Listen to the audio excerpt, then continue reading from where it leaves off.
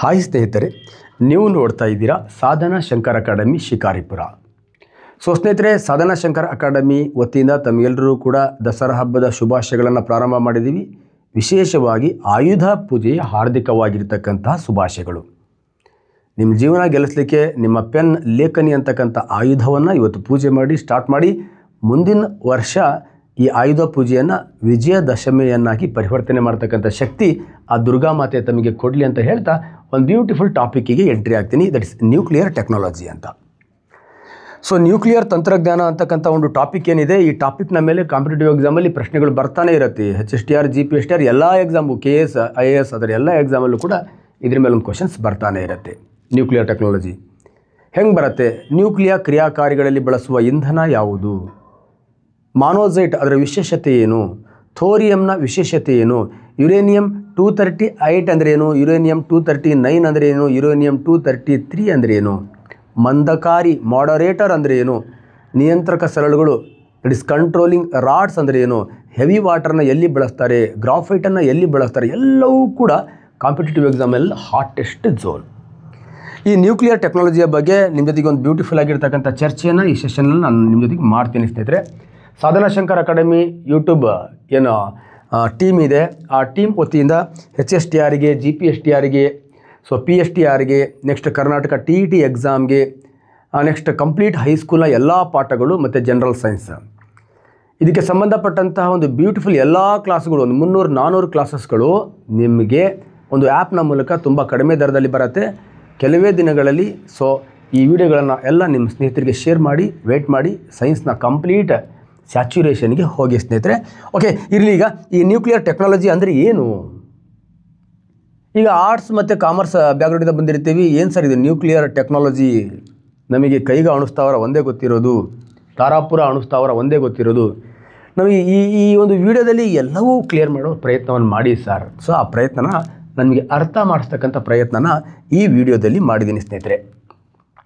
Physics ಆದರೂ ಆಗಿರಲಿ, ಕೆಮಿಸ್ಟ್ರಿನಾದರೂ ಆಗಿರಲಿ, ಬಯಾಲಜಿನಾದರೂ ಆಗಿರಲಿ, ಇಡೀ ವಿಶ್ವ, ಇಡೀ ವಿಜ್ಞಾನ ಎಲ್ಲಿಂದ ಸ್ಟಾರ್ಟ್ ಆಗುತ್ತೆ ಅಂದರೆ ಸಿಂಪಲ್. ಇಡೀ ವಿಜ್ಞಾನ ಸ್ಟಾರ್ಟ್ ಆಗೋದೇ ಈ ಒಂದು ಕಾನ್ಸೆಪ್ಟ್, ದಟ್ ಈಸ್ ಕನ್ನಡದಲ್ಲಿ ದ್ರವ್ಯ ಅಂತಕ್ಕಂಥ ಪದಗಳಿಂದ ಸ್ಟಾರ್ಟ್ ಆಗುತ್ತೆ. ದ್ರವ್ಯ ಇದನ್ನು ಇಂಗ್ಲೀಷಲ್ಲಿ ಮ್ಯಾಟರ್ ಅಂತ ಕರಿತೀವಿ. ಮ್ಯಾಟರ್ ದ್ರವ್ಯದಿಂದ ಆಗುತ್ತೆ. ಹಾಗೆ ಇಡೀ ವಿಶ್ವ, ಜಗತ್ತು ಯಾವುದರಿಂದ ಆಗಿದೆ ಅಂದರೆ ಇಡೀ ವಿಶ್ವ ದ್ರವ್ಯಗಳಿಂದ ಆಗಿದೆ. ದ್ರವ ಅಲ್ಲ, ದ್ರವ ಅಂದರೆ ನೀರು, ನೀರಿನ ಥರ ದ್ರವ್ಯಗಳಿಂದ ಆಗಿದೆ. All universe bounded by matter. ಹಾಗಾದರೆ ನಕ್ಷತ್ರ ಮ್ಯಾಟರ್ ಹೌದು, ಗಾಳಿ ಮ್ಯಾಟರ್ ಹೌದು, ನೀರು ಮ್ಯಾಟರ್ ಹೌದು, ನಾನು ಮ್ಯಾಟರ್ ಹೌದು, ನೀನು ಮ್ಯಾಟರ್ ಹೌದು, ಈ ಪೆನ್ನು ಮ್ಯಾಟರ್ ಹೌದು, ನಿನ್ನ ಮೊಬೈಲು ಮ್ಯಾಟರ್ ಹೌದು. There is no matter. ಏನಿಲ್ಲ, ಮ್ಯಾಟ್ರ್ ಇಲ್ಲ ಅಂದರೆ ಏನೂ ಇಲ್ಲ. ಇಡೀ ಜಗತ್ತು ಯಾವುದರಿಂದ ಆಗಿದೆ ಅಂದರೆ ಮ್ಯಾಟರ್ ಮೀನ್ಸ್ ದ್ರವ್ಯಗಳಿಂದ ಆಗಿದೆ. ಕುರ್ಚಿ, ಪೆನ್ನು, ಎಲ್ಲ ಹೂಗಳು, ಕಣ್ಣೀರು, ಸಿಂಬಳ ಎಲ್ಲವೂ ಕೂಡ ಮ್ಯಾಟರೇ. ಮ್ಯಾಟರ್ ಅಂದರೆ ಏನು ಅಂತ ಬೇಸಿಕ್ ಕ್ಲಾಸಲ್ಲಿ ನಾನು ನಿಮ್ಮ ಜೊತೆಗೆ ಚರ್ಚೆ ಮಾಡ್ತೀನಿ. ಹಾಗೆ ಈ ಮ್ಯಾಟರ್ ಯಾವುದರಿಂದ ಆಗಿದೆ ಅಂತ, ಮ್ಯಾಟರ್ ಯಾವುದೇ ಆಗಿದೆ ಅಂದರೆ ಸಿಂಪಲ್ ಸಣ್ಣ ಸಣ್ಣ ಕಣಗಳಿಂದ ಆಗಿದೆ. Matter bounded by small particles, ಸಣ್ಣ ಕಣಗಳು. ಆ ಕಣಗಳು ಬಿಗಿಯಾಗಿ ಇದ್ದರೆ ಘನ, ಆ ಕಣಗಳು ಬಿಗಿಯಾಗಿ ಇದ್ದರೆ ಘನ, ಆ ಕಣಗಳು ಸಡಿಲವಾಗಿದ್ದರೆ ದ್ರವ, ಆ ಕಣಗಳು ಸ್ವತಂತ್ರವಾಗಿದ್ದರೆ ದಟ್ ಇಸ್ ದ ಅನಿಲ. ಈ ಥರ ದ್ರವ್ಯದಲ್ಲಿ ಮೂಲಭೂತವಾಗಿ ಘನ, ದ್ರವ, ಅನಿಲ ಯಾವ ಆಧಾರದ ಮೇಲೆ? ಕಣಗಳ ಜೋಡಣೆಯ ಆಧಾರದ ಮೇಲೆ, ಅರೇಂಜ್ಮೆಂಟ್ ಆಫ್ ಪಾರ್ಟಿಕಲ್ಸ್. ಈ ಪಾರ್ಟಿಕಲ್ಸ್ಗಳು ಟೈಟಾಗಿ arrange solid, loosely arranged liquid, independently arrangement ಇತ್ತು ಅಂದರೆ ಅದಕ್ಕೆ ಗ್ಯಾಸ್ ಅಂತ ಕರಿತೀವಿ. ಮತ್ತು ಪ್ಲಾಸ್ಮಾ ಅವೆಲ್ಲ ಬರುತ್ತೆ, ಮುಂದೆ ಹೇಳ್ತೀನಿ ನಾನು. ಓಕೆ, ಹಾಗಾದರೆ ದ್ರವ್ಯ ಕಣಗಳಿಂದ ಆಗಿದೆ. ನೆಕ್ಸ್ಟ್, ಕಣ ಯಾವುದರಿಂದ ಆಗಿದೆ? That is the atoms. ಕಣ ಯಾವುದರಿಂದ ಆಗಿದೆ? ಪರಮಾಣುಗಳಿಂದ ಆಗಿದೆ. ಕಣ ಯಾವುದರಿಂದ ಆಗಿದೆ? ಆಟಮ್ಗಳಿಂದ ಆಗಿದೆ. ಈ ಥರ ದ್ರವ್ಯ ಆಟಮ್ಗಳಿಂದ ಆಗಿದೆ ಅಂತ ಡೆಮೋಕ್ರಟಿಸ್ ಹೇಳ್ತಾನೆ, ಅರಿಸ್ಟಾಟಲ್ ಅದನ್ನು ರಿಜೆಕ್ಟ್ ಮಾಡ್ತಾನೆ. Dalton 100% matter is bounded by indivisible, ಅತ್ಯಂತ ಚಿಕ್ಕ ಮತ್ತೆ ವಿಭಜಿಸಲಾಗದೇ ಇರತಕ್ಕಂಥ ಕಣಗಳಿಂದ ಆಗಿದೆ ಅಂತ ಜಾನ್ ಡಾಲ್ಟನ್ 1808ರಲ್ಲಿ ಹೇಳ್ತಾನೆ ಸ್ನೇಹಿತರೆ. ಅದನ್ನು ಡಾಲ್ಟನ್ ಸಿದ್ಧಾಂತ ಅಂತ ಹೇಳ್ತೀವಿ. ಒಟ್ಟಾರೆಯಾಗಿ ದ್ರವ್ಯ ಅತ್ಯಂತ ಚಿಕ್ಕ ಮತ್ತು ವಿಭಜನೆ ಮಾಡೋಕ್ಕೆ ಆಗದೇ ಇರತಕ್ಕಂತಹ ಸಣ್ಣ ಪರಮಾಣುಗಳಿಂದ ಆಗಿದೆ. ದ್ರವ್ಯದ ಅತ್ಯಂತ ಚಿಕ್ಕ ಕೊನೆಯ ಕಣವೇ ಪರಮಾಣು ಅಂತ ಜಾನ್ ಡಾಲ್ಟನ್ ಹೇಳ್ತಾನೆ ಸ್ನೇಹಿತರೆ. ಅದನ್ನು ಡಾಲ್ಟನ್ ಸಿದ್ಧಾಂತ ಅಂತ ಅದು ಬೇಸಿಕ್ ಸೈನ್ಸಲ್ಲಿ ಹೇಳ್ತೀನಿ ನಾನು. ಈ ಥರ ಪರಮಾಣುವಿನ ಆವಿಷ್ಕಾರ ಆಗತ್ತೆ. ಈ ಥರ ಪರಮಾಣುವಿನ ಆವಿಷ್ಕಾರ ಆದ ನಂತರ ಪರಮಾಣು ಇದೇ ಅತ್ಯಂತ ಕೊನೆಯ ಕಣ 1808ರಲ್ಲಿ, ಅಲ್ಲಿಂದ ಒಂದು 90 ವರ್ಷ ಜೆ ಥಾಮ್ಸನ್ ಬರ್ತಾನೆ. ಡಾಲ್ಟನ್ ನೀನು ಹೇಳಿದ್ದು ಬುಕ್ಕಾಳಿ, ಪರಮಾಣು ಲಾಸ್ಟ್ ಕಣ ಅಲ್ಲ ನೋಡು, ಅದರಲ್ಲಿ ಎಲೆಕ್ಟ್ರಾನ್ ಇದೆ ಅಂತ ಬ್ಯೂಟಿಫುಲ್ ಆಗಿ ಥಾಮ್ಸನ್ ಏನು ಮಾಡ್ತಾನೆ, ಅದನ್ನು ಸಾಧಿಸಿ ತೋರಿಸ್ಬಿಡ್ತಾನೆ 1897ರಲ್ಲಿ. ಆವಾಗ ಡಾಲ್ಟನ್ನ ಸಿದ್ಧಾಂತ ಬಿದ್ದು ಹೋಗ್ಬಿಡುತ್ತೆ, ಥಾಮ್ಸನ್ನ ಸಿದ್ಧಾಂತ ಬಳಕೆಗೆ ಬರುತ್ತೆ, ಅಪ್ಡೇಟ್ ಆಗತ್ತೆ. ಹಾಗಾದರೆ ಪರಮಾಣುವಿನ ಒಳಗಡೆ ಎಲೆಕ್ಟ್ರಾನ್ ಇದೆ ಅಂದ ಮೇಲೆ ಪರಮಾಣುವಿನ ಒಳಗಡೆ ಮತ್ತೇನಾದರೂ ಇರ್ಬೋದು ಅಂತ ಮತ್ತೆ ಸಂಶೋಧನೆ ಆಗತ್ತೆ. ಈ ಥರ ಸಂಶೋಧನೆ ಆದಾಗ ಪರಮಾಣುವಿನ ಒಳಗಡೆ ಒಂದು ದೊಡ್ಡ ಕೇಂದ್ರ ಸಿಕ್ಬಿಡತ್ತೆ, ಪರಮಾಣುವಿನ ಬೀಜ ಕೇಂದ್ರ. ನೋಡಿ, ಈ ಪರಮಾಣುವಿನ ಬೀಜ ಕೇಂದ್ರ ಇದು ಆಟೋಮಿಕ್ ಸೆಂಟರ್ ಅಂತ ಕರಿತೀವಿ, ಪರಮಾಣುವಿನ ಬೀಜ ಕೇಂದ್ರ. ಈ ಪರಮಾಣುವಿನ ಬೀಜ ಕೇಂದ್ರ ನಾವು ಜೀವಶಾಸ್ತ್ರದಲ್ಲಿ ಇದನ್ನು ಜೀವಕೋಶ ಅಂದ್ಕೊಂಡ್ರೆ ಇದು ಜೀವಕೋಶದ ಒಳಗಡೆ ನ್ಯೂಕ್ಲಿಯಸ್ ಅಂತ ಅನ್ಕೋತೀವಿ ನಾವು. ಹಾಗಾದರೆ ಈ ಪರಮಾಣುವಿನ ಬೀಜ ಕೇಂದ್ರ ಇದೆಯಲ್ವಾ, ಅದು ಒಂದು ಜೀವಕೋಶದ ನ್ಯೂಕ್ಲಿಯಸ್ಸನ್ನು ಹೋಲ್ತಾ ಇರೋದ್ರಿಂದ ಇದನ್ನು ಬೀಜ ಕೇಂದ್ರ ಅಂತಲೂ ಕರೀತಾರೆ, ಒಂದು ಪರಮಾಣುವಿನ ನ್ಯೂಕ್ಲಿಯಸ್ ಅಂತಲೂ ಕೂಡ ಕರೀತಾರೆ, ಒಂದು ಪರಮಾಣುವಿನ ನ್ಯೂಕ್ಲಿಯಸ್. ಜೀವಶಾಸ್ತ್ರದಿಂದ ಈ ಪದ ಇಲ್ಲಿಗೆ ಬರುತ್ತೆ. ನೆಕ್ಸ್ಟ್, ಜೀವಶಾಸ್ತ್ರದಲ್ಲಿ ಈ ಒಂದು ಪರಮಾಣು ಏನಿದೆ, ಈ ಪರಮಾಣುವಿನ ಒಳಗಡೆ ಜೀವಶಾಸ್ತ್ರದಲ್ಲಿ ಈ ನ್ಯೂಕ್ಲಿಯಸ್ನ ಒಳಗಡೆ ಪ್ರೋಟೀನ್ ಇರುತ್ತೆ ಮತ್ತು ನ್ಯೂಕ್ಲಿಕ್ ಆ್ಯಸಿಡ್ ಇರುತ್ತೆ. ಹಾಗೆ ಇಲ್ಲೂ ಕೂಡ ಈ ಪರಮಾಣುವಿನ ಬೀಜ ಕೇಂದ್ರ ಈ ನ್ಯೂಕ್ಲಿಯಸ್ನ ಒಳಗಡೆ ಪ್ರೋಟಾನ್ ಇರುತ್ತೆ ಮತ್ತು ನ್ಯೂಟ್ರಾನ್ ಇರುತ್ತೆ. ನೋಡಿ, ಜಾನ್ ಡಾಲ್ಟನ್ ಆದ ನಂತರ ಥಿಯರಿ ಯಾರ್ದು ಬರ್ತಾನೆ, ಜೆ ಥಾಮ್ಸನ್. ನೀನು ಹೇಳಿದ್ದು ತಪ್ಪು, ಪರಮಾಣುವಿನ ಒಳಗಡೆ ಎಲೆಕ್ಟ್ರಾನ್ ಇದೆ ಅಂತ ಹೇಳ್ತಾರೆ. ನೆಕ್ಸ್ಟ್, ನ್ಯೂಕ್ಲಿಯಸ್ನ ಆವಿಷ್ಕಾರನ ರುದರ್ಫೋರ್ಡ್ ಮಾಡ್ತಾನೆ ಸ್ನೇಹಿತರೆ. ರುದರ್ಫೋರ್ಡ್ 1911ರಲ್ಲಿ ಪರಮಾಣುವಿನ ಒಳಗಡೆ ರುದರ್ಫೋರ್ಡ್ ಏನನ್ನು ಕಂಡುಹಿಡಿದು ಬಿಡ್ತಾನೆ ಅಂದರೆ ನ್ಯೂಕ್ಲಿಯಸ್ ಆರ್ ಪರಮಾಣುವಿನ ಬೀಜ ಕೇಂದ್ರವನ್ನು ಕಂಡುಹಿಡಿತಾನೆ. ಅದಾದ ನಂತರ ಪ್ರೋಟಾನ್ ಅಂತಕ್ಕಂಥ ನಾಮಕರಣವನ್ನು ರುದರ್ಫೋರ್ಡ್ ಮಾಡ್ತಾನೆ. ರುದರ್ಫೋರ್ಡ್ನ ಶಿಷ್ಯ ಜೇಮ್ಸ್ ಚಾಡ್ವಿಕ್ ನ್ಯೂಟ್ರಾನನ್ನು ಕಂಡುಹಿಡಿತಾನೆ. ಅದನ್ನೆಲ್ಲ ನಾನು ಮುಂದಿನ ಕ್ಲಾಸಸ್ಗಳಲ್ಲಿ ನಿಮ್ಮ ಜೊತೆಗೆ ಚರ್ಚೆ ಮಾಡ್ತಾ ಬರ್ತೀನಿ ಸ್ನೇಹಿತರೆ. ಸೊ ಒಟ್ಟಾರೆಯಾಗಿ ಈ ಪರಮಾಣು ಇದೆಯಲ್ವಾ, ಈ ಪರಮಾಣುವಿನ ಬೀಜ ಕೇಂದ್ರದಲ್ಲಿ ಪ್ರೋಟಾನ್ ಮತ್ತು ನ್ಯೂಟ್ರಾನ್ ಇರುತ್ತೆ, ಅದರ ಸುತ್ತ ಎಲೆಕ್ಟ್ರಾನ್ಗಳು ಸುತ್ತಾ ಇರುತ್ತೆ ಅನ್ನೋ ಒಂದು ಬ್ಯೂಟಿಫುಲ್ ಕಾನ್ಸೆಪ್ಟ್ ಬರುತ್ತೆ. ಪರಮಾಣುವಿನ ನ್ಯೂಕ್ಲಿಯಸ್ನ ರುದರ್ಫೋರ್ಡ್ ಆವಿಷ್ಕಾರ ಮಾಡ್ತಾನೆ. This is the one of the very very important. ಪರಮಾಣು ನ್ಯೂಕ್ಲಿಯಸ್ ಯಾರಿಂದ ಆವಿಷ್ಕಾರ ಆಗತ್ತೆ ಅಂದರೆ ಡೇನಿಯಲ್ ರುದರ್ಫೋರ್ಡ್ನಿಂದ ಆವಿಷ್ಕಾರ ಆಗತ್ತೆ. ಈ ನ್ಯೂಕ್ಲಿಯಸ್ನ ಬಗ್ಗೆನೇ ಅಧ್ಯಯನ ಮಾಡ್ತಕ್ಕಂಥ ಒಂದು ಭೌತಶಾಸ್ತ್ರ ಮುಂದೆ ಹುಟ್ಕೊಳ್ಳುತ್ತೆ. ಅದನ್ನು ನಾವು ನ್ಯೂಕ್ಲಿಯ ಭೌತಶಾಸ್ತ್ರ ಅಂತ ಕರಿತೀವಿ, ನ್ಯೂಕ್ಲಿಯರ್ ಫಿಸಿಕ್ಸ್ ಅಂತ ಕರಿತೀವಿ, ನ್ಯೂಕ್ಲಿಯರ್ ಭೌತಶಾಸ್ತ್ರ. ಈ ನ್ಯೂಕ್ಲಿಯರ್ ಭೌತಶಾಸ್ತ್ರದ ಪಿತಾಮಹ ಯಾರಪ್ಪ ಅಂದರೆ ನ್ಯೂಕ್ಲಿಯಸ್ಸನ್ನು ಯಾರು ಕಂಡುಹಿಡಿದ್ನೋ ಅವನೇ ನ್ಯೂಕ್ಲಿಯರ್ ಭೌತಶಾಸ್ತ್ರದ ಪಿತಾಮಹ. ಅವನ ಹೆಸರೇ ದಡಿದ ರುದರ್ಫೋರ್ಡ್. ಹಾಗಾಗಿ ರುದರ್ಫೋರ್ಡನ್ನು ಫಾದರ್ ಆಫ್ ನ್ಯೂಕ್ಲಿಯರ್ ಫಿಸಿಕ್ಸ್ ಅಂತ ಕರಿತೀವಿ. ಸರ್, ಈ ನ್ಯೂಕ್ಲಿಯಸ್ ಬಗ್ಗೆ ಒಂದು ಬ್ಯೂಟಿಫುಲ್ ಫಿಸಿಕ್ಸ್ ರೆಡಿ ಆಯಿತಾ? ರೆಡಿ ಆಯಿತು. ಅಷ್ಟು ಸುಲಭ ಅಲ್ಲ. ನೋಡಿ, ನಾನೀಗ 2 ಥರ ನ್ಯೂಕ್ಲಿಯಸ್ ತೊಗೋತೀನಿ. ಒಂದು ಭಾರವಾಗಿರೋ ನ್ಯೂಕ್ಲಿಯಸ್ ತೊಗೋತೀನಿ, ಭಾರವಾಗಿರೋ ನ್ಯೂಕ್ಲಿಯಸ್. ಇನ್ನೊಂದು ಹಗುರವಾಗಿರೋ ನ್ಯೂಕ್ಲಿಯಸ್ ತೊಗೋತೀನಿ, ಹಗುರವಾಗಿರೋ ನ್ಯೂಕ್ಲಿಯಸ್. ನೋಡಿ, ಈ ಭಾರವಾಗಿರ್ತಕ್ಕಂಥ ನ್ಯೂಕ್ಲಿಯಸ್ ಹೊಡೆದು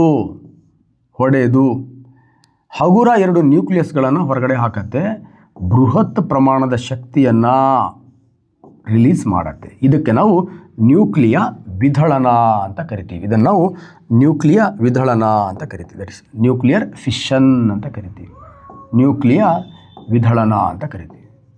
ನ್ಯೂಕ್ಲಿಯ ವಿದಳನ ಅಂದರೆ ಒಂದು ಭಾರವಾಗಿರ್ತಕ್ಕಂಥ ನ್ಯೂಕ್ಲಿಯಸ್ ಅದರ ಮೇಲೆ ನ್ಯೂಟ್ರಾನ್ ತಾಡಿಸಿದಾಗ ಬೇಡಬಿಡೋದು ಮುಂದೆ ಹೇಳ್ತೀನಿ. ಒಂದು ಭಾರವಾಗಿರ್ತಕ್ಕಂಥ ನ್ಯೂಕ್ಲಿಯಸ್ ಒಡೆದು ಬೃಹತ್ ಪ್ರಮಾಣದ ಶಕ್ತಿ. ಬೃಹತ್ ಪ್ರಮಾಣದ ಶಕ್ತಿ ಅಂದರೆ ಸಾಮಾನ್ಯ ಅಲ್ಲ. ಈಗಲೂ ನೆನಪಿರಲಿ, ಹಿರೋಸಿಮಾ ನಾಗಸಾಕಿ ಇವತ್ತು ಕೂಡ ಅಲ್ಲಿ ಏನೂ ಮಾಡೋಕ್ಕಾಗಲ್ಲ ಅಂದರೆ ಅದಕ್ಕೆ ಕಾರಣ ನ್ಯೂಕ್ಲಿಯರ್ ಬಾಂಬ್ಸ್. ಹಾಗಾದರೆ ಈ ನ್ಯೂಕ್ಲಿಯಸ್ಸನ್ನು ಹೊಡೆಯೋದರ ಮೂಲಕ ಬೃಹತ್ ಪ್ರಮಾಣದ ಶಕ್ತಿಯನ್ನು ಬಿಡುಗಡೆ ಮಾಡಿ ಒಂದು ದೇಶನ ವಿನಾಶನೂ ಮಾಡಬಹುದು, ಅಥವಾ ಆ ಶಕ್ತಿಯನ್ನು ಬಳಸ್ಕೊಂಡು ವಿದ್ಯುತ್ ಶಕ್ತಿಯನ್ನು ನಾವು ಉತ್ಪತ್ತಿನೂ ಕೂಡ ಮಾಡಬಹುದು. ಈ ಶಕ್ತಿಯನ್ನು ಬಳಸ್ಕೊಂಡು ದೇಶವನ್ನು ವಿನಾಶ ಮಾಡೋದನ್ನು ಆಟೋಮಿಕ್ ಬಾಂಬ್ ಅಂತ ಕರಿತೀವಿ. ಈ ಶಕ್ತಿಯನ್ನು ಬಳಸ್ಕೊಂಡು ವಿದ್ಯುತ್ತನ್ನು ಉತ್ಪತ್ತಿ ಮಾಡೋದನ್ನು ನಾವು ನ್ಯೂಕ್ಲಿಯರ್ ರಿಯಾಕ್ಟರ್ಸ್, ಆ ಜಾಗನ ನ್ಯೂಕ್ಲಿಯರ್ ಪವರ್ ಪ್ಲ್ಯಾಂಟ್ ಅಂತ ಕರಿತೀವಿ. ಹಾಗಾಗಿ ಈ ನ್ಯೂಕ್ಲಿಯಸ್ಸಲ್ಲಿರ್ತಕ್ಕಂಥ ಅಗಾಧ ಪ್ರಮಾಣದ ಶಕ್ತಿ ಏನಿದೆ ಅದನ್ನು ಬಳಸ್ಕೋಬಹುದು, ಅದನ್ನು ವಿನಾಶಕ್ಕಾಗಿ ಬಳಸ್ಬೋದು. ಈ ಕ್ರಿಯೆಗೆ ನಾವೇನಂತ ಕರಿತೀವಿ? ನ್ಯೂಕ್ಲಿಯ ವಿದಳನ ಅಂತ ಕರಿತೀವಿ. ನೆಕ್ಸ್ಟ್, ಹಗುರವಾಗಿರ್ತಕ್ಕಂತಹ ನ್ಯೂಕ್ಲಿಯಸ್ಗಳೇನಾಗ್ತಾವ? ಅವು ಹಗುರವಾಗಿರ್ತಕ್ಕಂತಹ 2 ನ್ಯೂಕ್ಲಿಯಸ್ಗಳು ಸೇರಿ ಭಾರವಾಗಿರ್ತಕ್ಕಂಥ ನ್ಯೂಕ್ಲಿಯಸ್ ಆಗುತ್ತೆ. ಅದರ ಜೊತೆಗೆ ಬೃಹತ್ ಪ್ರಮಾಣದ ಶಕ್ತಿಯನ್ನು ಹೊರಗಡೆ ಹಾಕತ್ತೆ. ಇದಕ್ಕೆ ನಾವು ನ್ಯೂಕ್ಲಿಯ ಸಮ್ಮಿಲನ ಅಂತ ಕರಿತೀವಿ. ನ್ಯೂಕ್ಲಿಯ ಸಮ್ಮಿಲನ, ನ್ಯೂಕ್ಲಿಯರ್ ಫ್ಯೂಸನ್ ಅಂತ ಕರಿತೀವಿ. ನ್ಯೂಕ್ಲಿಯ ಸಮ್ಮಿಲನ. ಹಾಗಾದರೆ ನ್ಯೂಕ್ಲಿಯ ವಿದಳನದಿಂದ ಭಾರೀ ಶಕ್ತಿ ಬರುತ್ತೆ ಅಂದಮೇಲೆ ನ್ಯೂಕ್ಲಿಯ ಸಮ್ಮಿಲನದಿಂದ ಅವರಾಪ್ನಷ್ಟು ಮತ್ತೆ ಅದಕ್ಕಿಂತ 10ರಷ್ಟು ಹೆಚ್ಚು ಶಕ್ತಿ ಯಾವುದರಿಂದ ಬರುತ್ತೆ ಅಂದರೆ ನ್ಯೂಕ್ಲಿಯ ಸಮ್ಮಿಲನದಿಂದ ಬರುತ್ತೆ. ಈ ಥರ ನ್ಯೂಕ್ಲಿಯ ಸಮ್ಮಿಲನದಿಂದ ಬರ್ತಕ್ಕಂಥ ಶಕ್ತಿ ಏನಿದೆ ಆ ಶಕ್ತಿಯನ್ನು ಶಾಂತಿಗಾಗಿ ಬಳಸ್ತಕ್ಕಂತಹ ಪ್ರಯೋಗಗಳು ಇನ್ನೂ ನಡೀತಾ ಇದೆ. ಯಾವುದೂ ಕೂಡ ಸಕ್ಸಸ್ ಆಗಿಲ್ಲ. ಬಟ್ ಹೈಡ್ರೋಜನ್ ಬಾಂಬ್ ನಾವು ತಯಾರಿಸ್ಕೊಂಡಿದ್ದೀವಿ ಸ್ನೇಹಿತರೆ. ಬಟ್ ಒಟ್ಟು ನಕ್ಷತ್ರಗಳಲ್ಲಿ ನಡೀತಾ ಇರತಕ್ಕಂತಹ ಕ್ರಿಯೆ ಯಾವುದು ಅಂದರೆ ನ್ಯೂಕ್ಲಿಯ ಸಮ್ಮಿಲನ. ಸೂರ್ಯನ ಅಗಾಧ ಪ್ರಮಾಣದ ಶಕ್ತಿಗೆ ಕಾರಣವಾಗಿರ್ತಕ್ಕಂಥ ನ್ಯೂಕ್ಲಿಯ ಕ್ರಿಯೆ ಯಾವುದಪ್ಪ ಅಂತಾರೆ ನ್ಯೂಕ್ಲಿಯ ಸಮ್ಮಿಲನ. ಅಲ್ಲಿ ಹಗುರ ಅಂದರೆ ಹೈಡ್ರೋಜನ್ ಸೇರಿ ಹೀಲಿಯಂ ಆಗಿ ಬೃಹತ್ ಪ್ರಮಾಣದ ಶಕ್ತಿ ಹೊರಗಡೆ ಬರ್ತಾ ಇರುತ್ತೆ. ಆ ಶಕ್ತಿಯನ್ನು ನಾವು ಸೂರ್ಯನಿಂದ ಬೆಳಕಿನ ರೂಪದಲ್ಲಿ ಪಡ್ಕೊಳ್ತಾ ಇದ್ದೀವಿ. ಒಟ್ಟಾರೆಯಾಗಿ ಈ ನಮ್ಮ ರುದರ್ಫೋರ್ಡ್ ಕಂಡುಹಿಡಿದಂತಹ ನ್ಯೂಕ್ಲಿಯಸ್ ಹೊಡೆಯೋದ್ರಿಂದನೂ ಶಕ್ತಿ ಬರುತ್ತೆ, ಸೇರೋದ್ರಿಂದನೂ ಶಕ್ತಿ ಬರುತ್ತೆ. ಹೊಡೆಯೋದ್ರಿಂದ ಶಕ್ತಿ ಬರೋದನ್ನು ನ್ಯೂಕ್ಲಿಯರ್ ಫಿಷನ್ ವಿದಳನ ಅಂತ ಕರಿತೀವಿ. ಸೇರೋದ್ರಿಂದ ಶಕ್ತಿ ಏನು ಬರುತ್ತೆ ಅದಕ್ಕೆ ನ್ಯೂಕ್ಲಿಯರ್ ಫ್ಯೂಸನ್, ನ್ಯೂಕ್ಲಿಯರ್ ಸಮ್ಮಿಲನ ಅಂತ ಕರಿತೀವಿ. ಇಂತಹ ನ್ಯೂಕ್ಲಿಯಸ್ಸಲ್ಲಿರ್ತಕ್ಕಂಥ ಅಗಾಧ ಪ್ರಮಾಣದ ಶಕ್ತಿಯನ್ನು ನಾವು ವಿನಾಶಕ್ಕಾಗಿ, ಶಾಂತಿಗಾಗಿ ಅಥವಾ ಹೆದರಿಸಲಿಕ್ಕೆ, ಬಳಸ್ಕೊಳ್ಳಿಕ್ಕೆ ಎವ್ರಿಡೆ ಜಗತ್ತು ತ್ವರಿತಗತಿಯಲ್ಲಿ ಪ್ರಯೋಗಗಳನ್ನು ಮಾಡಿ ಅದನ್ನು ಬಳಸ್ಕೊಳ್ತಾ ಇರತಕ್ಕಂಥ ಒಂದು ಬ್ಯೂಟಿಫುಲ್ ಟೆಕ್ನಾಲಜಿನೇ ನ್ಯೂಕ್ಲಿಯರ್ ಟೆಕ್ನಾಲಜಿ. ಈ ನ್ಯೂಕ್ಲಿಯರ್ ಟೆಕ್ನಾಲಜಿ ಯಾವುದರ ಬಗ್ಗೆ ಇದೆ ಅಂದರೆ ಒಂದು ಪರಮಾಣುವಿನ ನ್ಯೂಕ್ಲಿಯಸ್ ಏನು ರುದರ್ಫೋರ್ಡ್ ಕಂಡುಹಿಡಿದ ಈ ನ್ಯೂಕ್ಲಿಯಸ್ಸಿಂದ ಏನು ಶಕ್ತಿಯನ್ನು ಪಡ್ಕೊಳ್ತಾ ಇದ್ದೀವಿ, ಆ ಪಡ್ಕೊಳ್ತಕ್ಕಂಥ ಶಕ್ತಿಯನ್ನು ಹೇಗೆ ಪಡ್ಕೊಳ್ಬೇಕು ಅಥವಾ ಅದನ್ನು ಬಳಸ್ಕೊಂಡು ಇನ್ನೊಬ್ಬರನ್ನು ಹೇಗೆ ಹೆದರಿಸ್ಬೋದು ಅಥವಾ ಯಾರನ್ನು ಹೇಗೆ ನಾಶ ಮಾಡ್ಬೋದು ಅದರದೆಲ್ಲ ಕಂಪ್ಲೀಟ್ ಡೀಟೇಲ್ಸ್ ಈ ನ್ಯೂಕ್ಲಿಯರ್ ಟೆಕ್ನಾಲಜಿಯಲ್ಲಿ ನಿಮಗೆ ಹಂತ ಹಂತವಾಗಿ ಸಿಗ್ತಾ ಹೋಗುತ್ತೆ ಸ್ನೇಹಿತರೆ. ಓಕೆ, ಈಗ ನ್ಯೂಕ್ಲಿಯರ್ ಟೆಕ್ನಾಲಜಿಯನ್ನು ಪರಿಚಯ ಮಾಡಿದ್ದೀನಿ. ನೆಕ್ಸ್ಟ್, ಈ ನ್ಯೂಕ್ಲಿಯರ್ ಟೆಕ್ನಾಲಜಿಯಲ್ಲಿ ನಾವು ಬಾಂಬ್ ಬೇಡ, ಯಾಕಂದರೆ ನಾವೆಲ್ಲ ಭಾರತೀಯರು ಅಂದರೆ ಸ್ವಲ್ಪ ಶಾಂತಿ ಪ್ರಿಯರು ನಾವು. ಇದು ಅಂದರೆ ಈ ಸಂಸ್ಕಾರ ಸಂಸ್ಕೃತಿಯ ತವರೂರು ಯಾವುದಪ್ಪ ಅಂತ ಕೇಳಿದ್ರೆ ನನ್ನ ಭಾರತ. ಈ ಭಾರತ ಬೇಜಾರ ಮಾಡಿಕೊಂಡ್ರೆ ಬೇರೆ ದೇಶದ ಮೇಲೆ ಬಾಂಬ್ ಹಾಕಂಗೆ ಆಗುತ್ತೆ. ಯಾಕಂದರೆ ಆ ಬೇಜಾರಕ್ಕೆ ಅಷ್ಟು ಸ್ಟ್ರೆಂತ್ ಯಾವುದಾದ್ರು ದೇಶದಲ್ಲಿದೆ ಅಂದರೆ ದಟ್ ಇಸ್ ದ ಭಾರತದಲ್ಲಿದೆ. ಶಾಪ ಹಾಕ್ತಾರೆ ನೋಡಿ, ಹಳ್ಳಿಗಳಲ್ಲಿ ಹೇಳ್ತಾರೆ, ಲೇ ಅಮ್ಮನ ಶಾಪ ಹಾಳಾಗಿ ಹೋಗ್ತೀಯ ಅಂತ. ಹಾಗೆ ಇಡೀ ಜಗತ್ತಿನ ಅಮ್ಮ ಯಾರಪ್ಪ ಅಂತ ಕೇಳಿದ್ರೆ ಭಾರತ ಯಾವುದಾದ್ರು ಒಂದು ದೇಶದ ಮೇಲೆ ಶಾಪ ಹಾಕ್ತು ಅಂದರೆ ಆ ಶಾಪಕ್ಕೆ ಆ ದೇಶ ಕಂಪ್ಲೀಟ್ ಹಾಳಾಗಿ ಹೋಗಿಬಿಡುತ್ತೆ. ಅದಕ್ಕೆ ಎಕ್ಸಾಂಪಲ್ ನಿಮ್ಮೆಲ್ಲ ಗೊತ್ತಿದೆ, ಭಾರತದ ಮೇಲೆ ಆಕ್ರಮಣ ಮಾಡಿರ್ತಕ್ಕಂತಹ ಗ್ರೀಕರು, ರೋಮರು, ಡಚ್ಚರು ನಮ್ಮ ದೇಶದ ಮೇಲೆ ಯಾರ್ಯಾರು ಆಕ್ರಮಣ ಮಾಡಿದ್ರು ಅವ್ರು ಯಾರೂ ಕೂಡ ಇಲ್ಲಿವರೆಗೂ ಈಗ ನಮ್ಮ ಇತಿಹಾಸದಲ್ಲಿ ಇಲ್ಲೇ ಇಲ್ಲ, ಕಂಪ್ಲೀಟ್ ನಾಶವಾಗಿ ಹೋಗಿದ್ದಾರೆ. ಅದು ಭಾರತದ ಮಣ್ಣಿಗಿರ್ತಕ್ಕಂಥ ಒಂದು ಬ್ಯೂಟಿಫುಲ್ ಆಗಿರ್ತಕ್ಕಂಥ ತಾಕತ್ತು ಸ್ನೇಹಿತರೆ. ಹಾಗಾಗಿ ನಾವೆಲ್ಲ ಶಾಂತಿ ಪ್ರಿಯರು ಆಗಿರೋದ್ರಿಂದ ಈ ನ್ಯೂಕ್ಲಿಯ ಏನು ಒಂದು ಪರಮಾಣುವಿನ ನ್ಯೂಕ್ಲಿಯಸ್ ಇದೆ, ಆ ನ್ಯೂಕ್ಲಿಯಸನ್ನು ಹೊಡೆದು ಅದರಿಂದ ಏನು ಶಕ್ತಿ ಬರುತ್ತೆ ಉಷ್ಣ ಶಕ್ತಿ, ಅದನ್ನು ಬಳಸ್ಕೊಂಡು ವಿದ್ಯುತ್ತನ್ನಾಗಿ ಪರಿವರ್ತನೆ ಮಾಡ್ತಕ್ಕಂಥ ಮಿಷನ್. ಈ ಮಿಷನ್ ಯಾವುದಪ್ಪ ಅಂದರೆ ನ್ಯೂಕ್ಲಿಯ ಕ್ರಿಯಾಕಾರಿ, ನ್ಯೂಕ್ಲಿಯರ್ ರಿಯಾಕ್ಟರ್. ನೋಡಿ, ಇಲ್ಲೊಂದು ಮಿಷನ್ ಇದೆ, ಇನ್ನೊಂದು ಮಿಷನ್ ಇದೆ. ಈಗ ಸರ್ 2 ಮಿಷನ್, ಅದು ನ್ಯೂಕ್ಲಿಯರ್ ಕ್ರಿಯಾಕಾರಿಯೇ, ಇದು ನ್ಯೂಕ್ಲಿಯರ್ ಕ್ರಿಯಾಕಾರಿಯೇ. ಆ ನ್ಯೂಕ್ಲಿಯರ್ ಕ್ರಿಯಾಕಾರಿಯಲ್ಲಿ ಮಂದಕವಾಗಿ ಮಾಡರೇಟರ್ ಆಗಿ ಹೆವಿ ವಾಟರ್ ಭಾರ ಜಲನ ಬಳಸಿದ್ದಾನೆ. ಈ ನ್ಯೂಕ್ಲಿಯರ್ ಕ್ರಿಯಾಕಾರಿಯಲ್ಲಿ ಮಂದಕವಾಗಿ ಮಾಡರೇಟರ್ ಆಗಿ ಗ್ರಾಫೈಟನ್ನು ಬಳಸಿದ್ದಾನೆ. ಒಟ್ಟಾರೆಯಾಗಿ 2 ನ್ಯೂಕ್ಲಿಯರ್ ಕ್ರಿಯಾಕಾರಿಗಳು ಏನು ಮಾಡುತ್ತೆ ಅಂದರೆ ವಿದ್ಯುತ್ತನ್ನು ಉತ್ಪತ್ತಿ ಮಾಡ್ತಕ್ಕಂಥ ಸಾಧನ. ಅದು ಹೆಂಗೆ ವಿದ್ಯುತ್ತನ್ನು ಉತ್ಪತ್ತಿ ಮಾಡುತ್ತೆ ಅನ್ನೋದನ್ನು ನಾನು ಮುಂದಿನ ಸ್ಲೈಡ್ಗಳಲ್ಲಿ ನಿಮ್ಮ ಜೊತೆಗೆ ಎಕ್ಸ್ಪ್ಲೇನ್ ಮಾಡ್ತಾ ಬರ್ತೀನಿ ಸ್ನೇಹಿತರೆ. ನೋಡಿ, ಈ ಟಾಪಿಕ್ಕಿಗೆ ಎಂಟ್ರಿ ಆಗೋ ಮುಂಚೆ ಒಂದು ಕ್ವಶನನ್ನು ಸಾಲ್ವ್ ಮಾಡ್ಕೊಳ್ಳೋಣ ನಾವು. ನ್ಯೂಕ್ಲಿಯರ್ ಫಿಸಿಕ್ಸಲ್ಲಿ ಮಾಸ್ ಡಿಫ್ರೆನ್ಸ್ ಅಂದರೆ ಏನು ಅಂತ ಸಿಂಪಲ್ ಆನ್ಸರ್. ನೋಡಿ, ನಿಮಗೆ ಅನಿಸುತ್ತೆ ಮಾಸ್ ಡಿಫ್ರೆನ್ಸ್ ಅಂದರೆ ಸರ್ ಇದು ಐಸೋಟೋಪಿಗೆ ಸಂಬಂಧಪಟ್ಟಿದ್ದು. ಇಲ್ಲಿ ಟ್ರಾನ್ಸ್ಮಿಟೇಷನ್ ಆಗಬೇಕಾದ್ರೆ ನ್ಯೂಕ್ಲಿಯಸ್ನಲ್ಲಿ ಏನಾಗ್ತಾ ಇರುತ್ತೆ, ಆ ನ್ಯೂಕ್ಲಿಯಸ್ನ ಇದರಲ್ಲಿ ರಾಶಿಯ ಪ್ರಮಾಣ ವ್ಯತ್ಯಾಸ ಆಗ್ತಾ ಇರುತ್ತೆ, ಅದಕ್ಕೆ ರಾಶಿ ದೋಷ. ಕರೆಕ್ಟ್, ಬಟ್ ಅದು 6 ಆಪ್ಷನ್ ಇಲ್ಲ ಇಲ್ಲಿ ಕೊಟ್ಟಿರ್ತಕ್ಕಂಥ ಆಪ್ಷನ್ನೇ ಬೇರೆ. ನಾನು ಬೈಂಡಿಂಗ್ ಎನರ್ಜಿ ಮೇಲೆ, ಬಂಧಕ ಶಕ್ತಿ ಮೇಲೆ ಕೊಟ್ಟಿರ್ತಕ್ಕಂಥ ಆಪ್ಷನ್.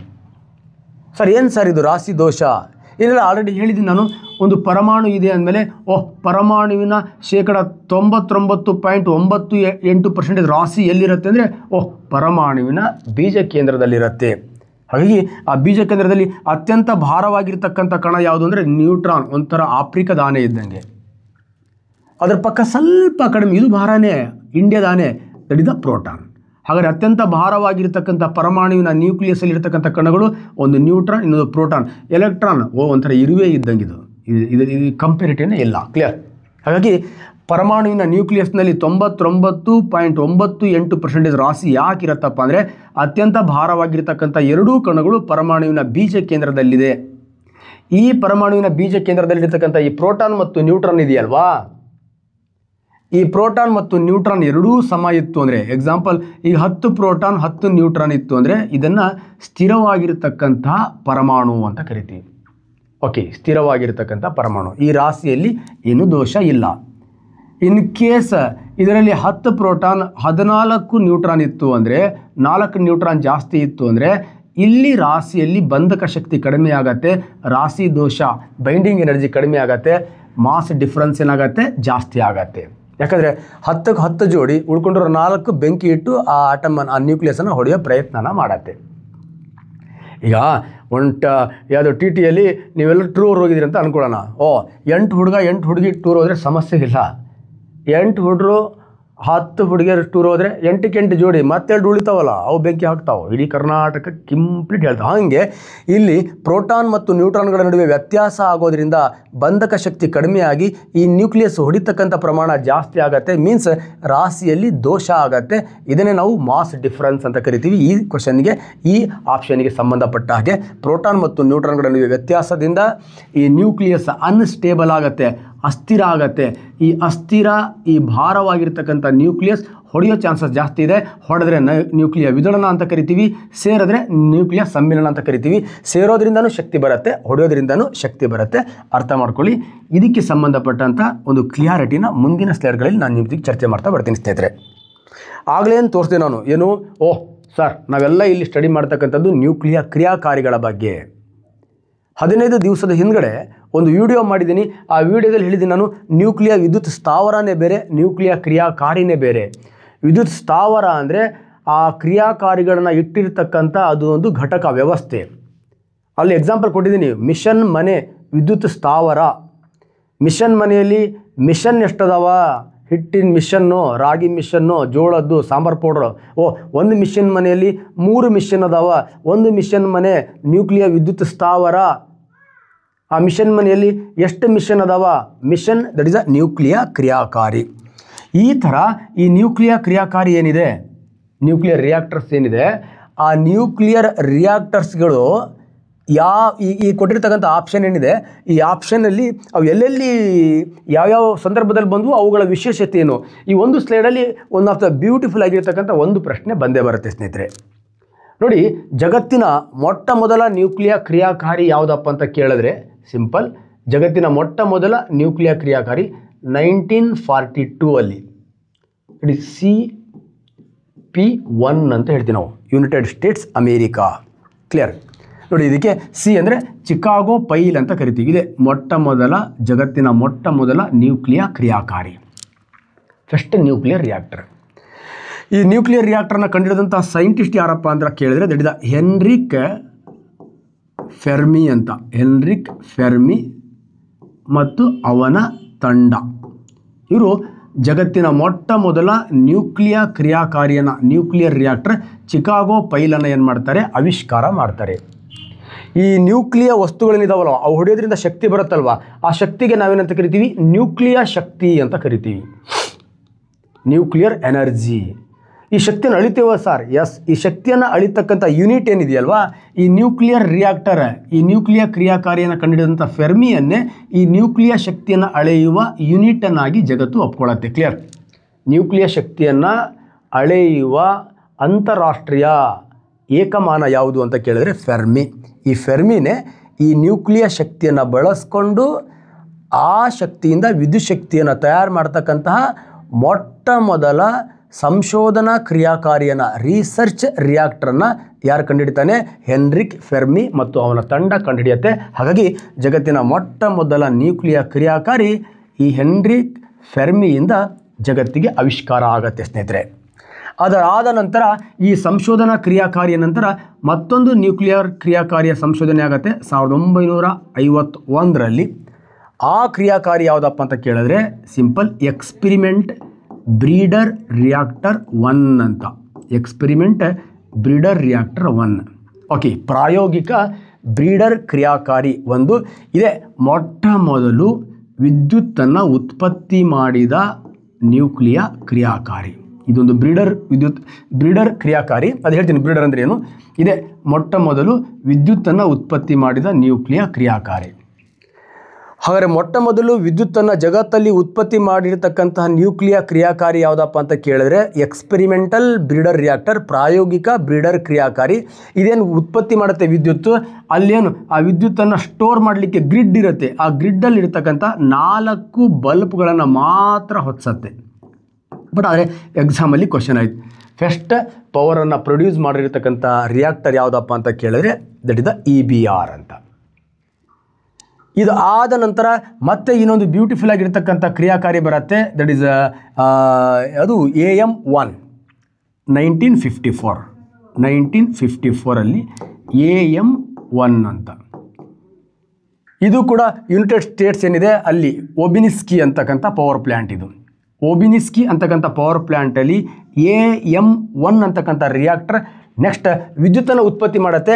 ಈ ವಿದ್ಯುತ್ತು ಅಲ್ಲಿನ ಗ್ರಿಡ್ ಏನಿದೆ, ಗ್ರಿಡ್ ಅಂದರೆ ವಿದ್ಯುತ್ ಉತ್ಪತ್ತಿ ಮಾಡಿದಾಗ ಆ ಹೆಚ್ಚು ಪ್ರಮಾಣದ ಬರ್ತಕ್ಕಂಥ ವಿದ್ಯುತ್ತನ್ನು ಸ್ಟಾಕ್ ಮಾಡಿ ಅದನ್ನು ಕಡಿಮೆ ಪ್ರಮಾಣಕ್ಕೆ ಇಳಿಸಿ ಬೇರೆ ಬೇರೆ ಬೇರೆ ಕಡೆ ಡಿಸ್ಟ್ರಿಬ್ಯೂಷನ್ ಮಾಡಬೇಕು. ಓಕೆ, ಬೇರೆ ಬೇರೆ ಬೇರೆ ಸಿಟಿಗಳಿಗೆ, ಹಳ್ಳಿಗಳಿಗೆ ಡಿಸ್ಟ್ರಿಬ್ಯೂಷನ್ ಮಾಡಬೇಕು. ಅಲ್ಲಿ ಸ್ಟೋರ್ ಮಾಡ್ತಕ್ಕಂಥ ಯೂನಿಟಿಗೆ ಗ್ರಿಡ್ ಅಂತ ಕರಿತೀವಿ. ಬಟ್ ಈ AM1 ಒಬಿನಿಸ್ಕಿ ಪವರ್ ಪ್ಲ್ಯಾಂಟಲ್ಲಿ ಇರ್ತಕ್ಕಂಥ ಈ ರಿಯಾಕ್ಟರ್ ಏನು ವಿದ್ಯುತ್ತನ್ನು ಉತ್ಪತ್ತಿ ಮಾಡುತ್ತೆ, ಈ ವಿದ್ಯುತ್ತು ಇಡೀ ಗ್ರಿಡ್ಗೆ ತಲುಪತ್ತೆ, ಆದರೆ ಗ್ರಿಡ್ಡಿಂದ ಹೊರಗಡೆ ಹೋಗಲ್ಲ. ಹಾಗಾದರೆ ಗ್ರಿಡ್ಡಿಂದ ಹೊರಗಡೆ ಮೊಟ್ಟ ಮೊದಲು ಡೊಮೆಸ್ಟಿಕ್ ಸಾರ್ವಜನಿಕರಿಗೆ ವಿದ್ಯುತ್ತನ್ನು ಕೊಟ್ಟಂಥ ಕ್ರಿಯಾಕಾರಿ ಯಾವುದು, ಅದು ನೆಕ್ಸ್ಟ್ ಸ್ಲೈಡಲ್ಲಿ ನಿಮಗೆ ಕ್ಲಿಯಾರಿಟಿ ಕೊಡ್ತೀನಿ. ಅಲ್ಲಿದೆ ಅದು ಪ್ಲ್ಯಾಂಟ್ಸ್. ಈಗ ನಿಮಗೆ ಗೊತ್ತಾಗಿದೆ ಜಗತ್ತಿನ ಮೊಟ್ಟ ಮೊದಲ ಕ್ರಿಯಾಕಾರಿ ಚಿಕಾಗೋ ಪೈಲ್, ಮೊಟ್ಟ ಮೊದಲು ವಿದ್ಯುತ್ತನ್ನು ಉತ್ಪತ್ತಿ ಮಾಡಿರ್ತಕ್ಕಂತಹ ಕ್ರಿಯಾಕಾರಿ ಪ್ರಾಯೋಗಿಕ ಬ್ರೀಡರ್ ರಿಯಾಕ್ಟರ್. ಅದು ಬರೀ 4 ಬಲ್ಪನ್ನು ಮಾತ್ರ ಹೊತ್ತಿಸ್ತು.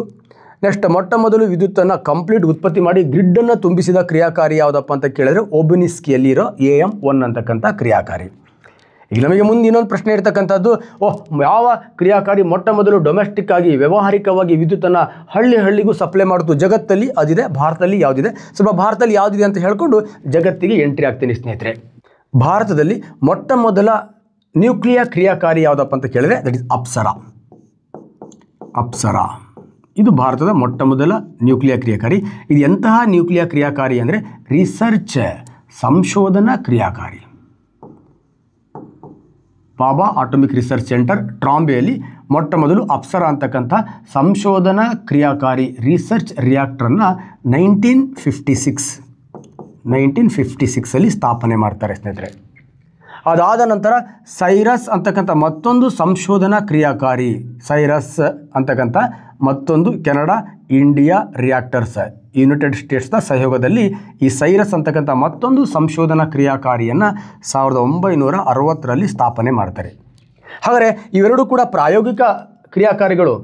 ಏನು, ವಿದ್ಯುತ್ತನ್ನು ಹೇಗೆ ಉತ್ಪತ್ತಿ ಮಾಡ್ಕೊಳ್ಬೇಕು, ವೈದ್ಯಕೀಯ ಕ್ಷೇತ್ರದಲ್ಲಿ ಇದರಿಂದ ಏನಾದರೂ ಉಪಯೋಗ ಇದೆಯಾ, ಈ ಥರ ನಾವು ಎಕ್ಸ್ಪೆರಿಮೆಂಟ್ಗಳನ್ನು ಮಾಡಲಿಕ್ಕೆ ಸಹಾಯ ಮಾಡ್ತಕ್ಕಂಥ ಕ್ರಿಯಾಕಾರಿಗಳು ನಮ್ಮಲ್ಲಿ ಇನ್ನೂ ಕೂಡ 1960ರಲ್ಲೂ ಕೂಡ ವಿದ್ಯುತ್ತು ಉತ್ಪತ್ತಿ ಆಗಲಿಲ್ಲ. ನೋಡಿ, 1969ರಲ್ಲಿ ತಾರಾಪುರದಲ್ಲಿ ಒಂದು ಬ್ಯೂಟಿಫುಲ್ ಆಗಿರ್ತಕ್ಕಂಥ ತಾರಾಪುರ ಅಂತಕ್ಕಂಥ ನ್ಯೂಕ್ಲಿಯರ್ ಪವರ್ ಪ್ಲ್ಯಾಂಟ್. ಓಕೆ, 1969ರಲ್ಲಿ ತಾರಾಪುರ, ಬಾಂಬೆ ಏನಿದೆ ಅಲ್ಲಿ ತಾರಾಪುರ ಅಂತಕ್ಕಂಥ ಆ ಜಾಗದಲ್ಲಿ ನ್ಯೂಕ್ಲಿಯರ್ ವಿದ್ಯುತ್ ಸ್ಥಾವರ, ಇದು ಕ್ಲೀನಾಗಿ ನೆನ್ಪಿಟ್ಕೋಬೇಕು, ನ್ಯೂಕ್ಲಿಯರ್ ಪವರ್ ಪ್ಲ್ಯಾಂಟ್ ಸ್ಥಾಪನೆ ಆಗುತ್ತೆ. ಈ ನ್ಯೂಕ್ಲಿಯರ್ ಪವರ್ ಪ್ಲ್ಯಾಂಟಲ್ಲಿ mission that is BWRS, boiling water reactor ಅಂತ.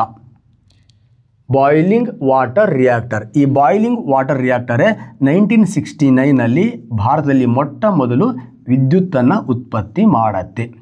ಹಾಗಾದರೆ ಭಾರತದಲ್ಲಿ ಮೊಟ್ಟ ಮೊದಲು ವಿದ್ಯುತ್ತನ್ನು ಉತ್ಪತ್ತಿ ಮಾಡಿದ ವಿದ್ಯುತ್ ಸ್ಥಾವರ ಯಾವುದು ಅಂದರೆ ತಾರಾಪುರ. ಭಾರತದಲ್ಲಿ ಮೊಟ್ಟ ಮೊದಲು ವಿದ್ಯುತ್ತನ್ನು ಉತ್ಪತ್ತಿ ಮಾಡಿದ ಕ್ರಿಯಾಕಾರಿ ಯಾವುದಪ್ಪ ಅಂತ ಕೇಳಿದ್ರೆ that is TAP, Tarapur atomic power station unit 1. ಅದರ ಹೆಸರು BWRS, ಬಾಯ್ಲಿಂಗ್ ವಾಟರ್ ರಿಯಾಕ್ಟರ್ಸ್ ಅಂತ. ಈ ಬಾಯ್ಲಿಂಗ್ ವಾಟರ್ ರಿಯಾಕ್ಟರ್ಸ್ TAPS 1ಅನ್ನು ನಾವು ನಮ್ಮ ದೇಶದ ಮೊಟ್ಟ ಮೊದಲು ವಿದ್ಯುತ್ತನ್ನು ಉತ್ಪತ್ತಿ ಮಾಡಿದ ವಿದ್ಯುತ್ ಸ್ಥಾವರ ಅಂತ ಹೇಳ್ತೀವಿ ಸ್ನೇಹಿತರೆ. ಈ ಥರ ಈ ವಿದ್ಯುತ್ ಸ್ಥಾವರ 1942ಅಲ್ಲಿ ಜಗತ್ತಲ್ಲಿ ಪ್ರಾರಂಭವಾಗುತ್ತೆ ಫೆರ್ಮಿಯಿಂದ. ಸೊ ಅಲ್ಲಿಂದ ಅದು ಎಲ್ಲ ಕಡೆ ಹರಡ್ತಾ ಬರುತ್ತೆ. ಭಾರತಲ್ಲೂ ಕೂಡ 1956ರಲ್ಲಿ ಅಪ್ಸರಾ ಅಂತಕ್ಕಂಥ ಸಂಶೋಧನಾ ಕ್ರಿಯಾಕಾರಿ ಬರುತ್ತೆ, ಸೈರಸ್ ಅಂತಕ್ಕಂಥ ಸಂಶೋಧನಾ ಕ್ರಿಯಾಕಾರಿ ಬರುತ್ತೆ. ಅದಾದ ನಂತರ ನ್ಯೂಕ್ಲಿಯರ್ ಪವರ್ ಪ್ಲ್ಯಾಂಟ್, ನ್ಯೂಕ್ಲಿಯರ್ ವಿದ್ಯುತ್ ಕ್ರಿಯಾಕಾರಿಯನ್ನು ಹೊಂದಿರತಕ್ಕಂಥ ಒಂದು ನ್ಯೂಕ್ಲಿಯರ್ ವಿದ್ಯುತ್ ಸ್ಥಾವರ ರೆಡಿ ಆಗುತ್ತೆ. ಆ ಸ್ಥಾವರದಲ್ಲಿ ನ್ಯೂಕ್ಲಿಯರ್ ವಿದ್ಯುತ್ ಕ್ರಿಯಾಕಾರಿ ಬಾಯ್ಲಿಂಗ್ ವಾಟರ್ ರಿಯಾಕ್ಟರ್ಸ್ ಅಂತ ಏನಿದೆ ಅದು ಬಳಸಿ ಮೊಟ್ಟ ಮೊದಲು ಭಾರತದಲ್ಲೂ ಕೂಡ ವಿದ್ಯುತ್ ಶಕ್ತಿಯನ್ನು ನಾವೇನು ಮಾಡ್ತೀವಿ ತಯಾರಿಸಿ ಬೇರೆ ಕಡೆ ಎಲ್ಲ ಸಪ್ಲೈ ಮಾಡ್ತಕ್ಕಂಥ ಟೆಕ್ನಾಲಜಿ ನಮ್ಮಲ್ಲೂ ಕೂಡ ಬರುತ್ತೆ ಸ್ನೇಹಿತರೆ. ಅರ್ಥ ಆಗಿದೆ ಅಂತ ಅನ್ಕೋತೀನಿ. ಓಕೆ, ಇದು ಅರ್ಥ ಆದ ನಂತರ ನಿಮಗೆ ಆನ್ಸರ್ ಗೊತ್ತಾಗ್ಬಿಡುತ್ತೆ. ಆ ಇಸ್ವಿಗಳನ್ನು ನೋಡಿದಾಗ ಹ್ಞೂ ಸರ್ ಇಲ್ಲಿ ಯಾವುದು CP ಫೈಲ್ 1942 ಆಯಿತು, EWR 1951 ಆಯಿತು, AM1 ಒಬೆನೆಸ್ಕಿ ಇಡೀ ಗ್ರಿಡ್ಗೆ ಏನು ವಿದ್ಯುತ್ತನ್ನು ಸಪ್ಲೈ ಮಾಡಿತ್ತು ಅದು 1954 ಇತ್ತು.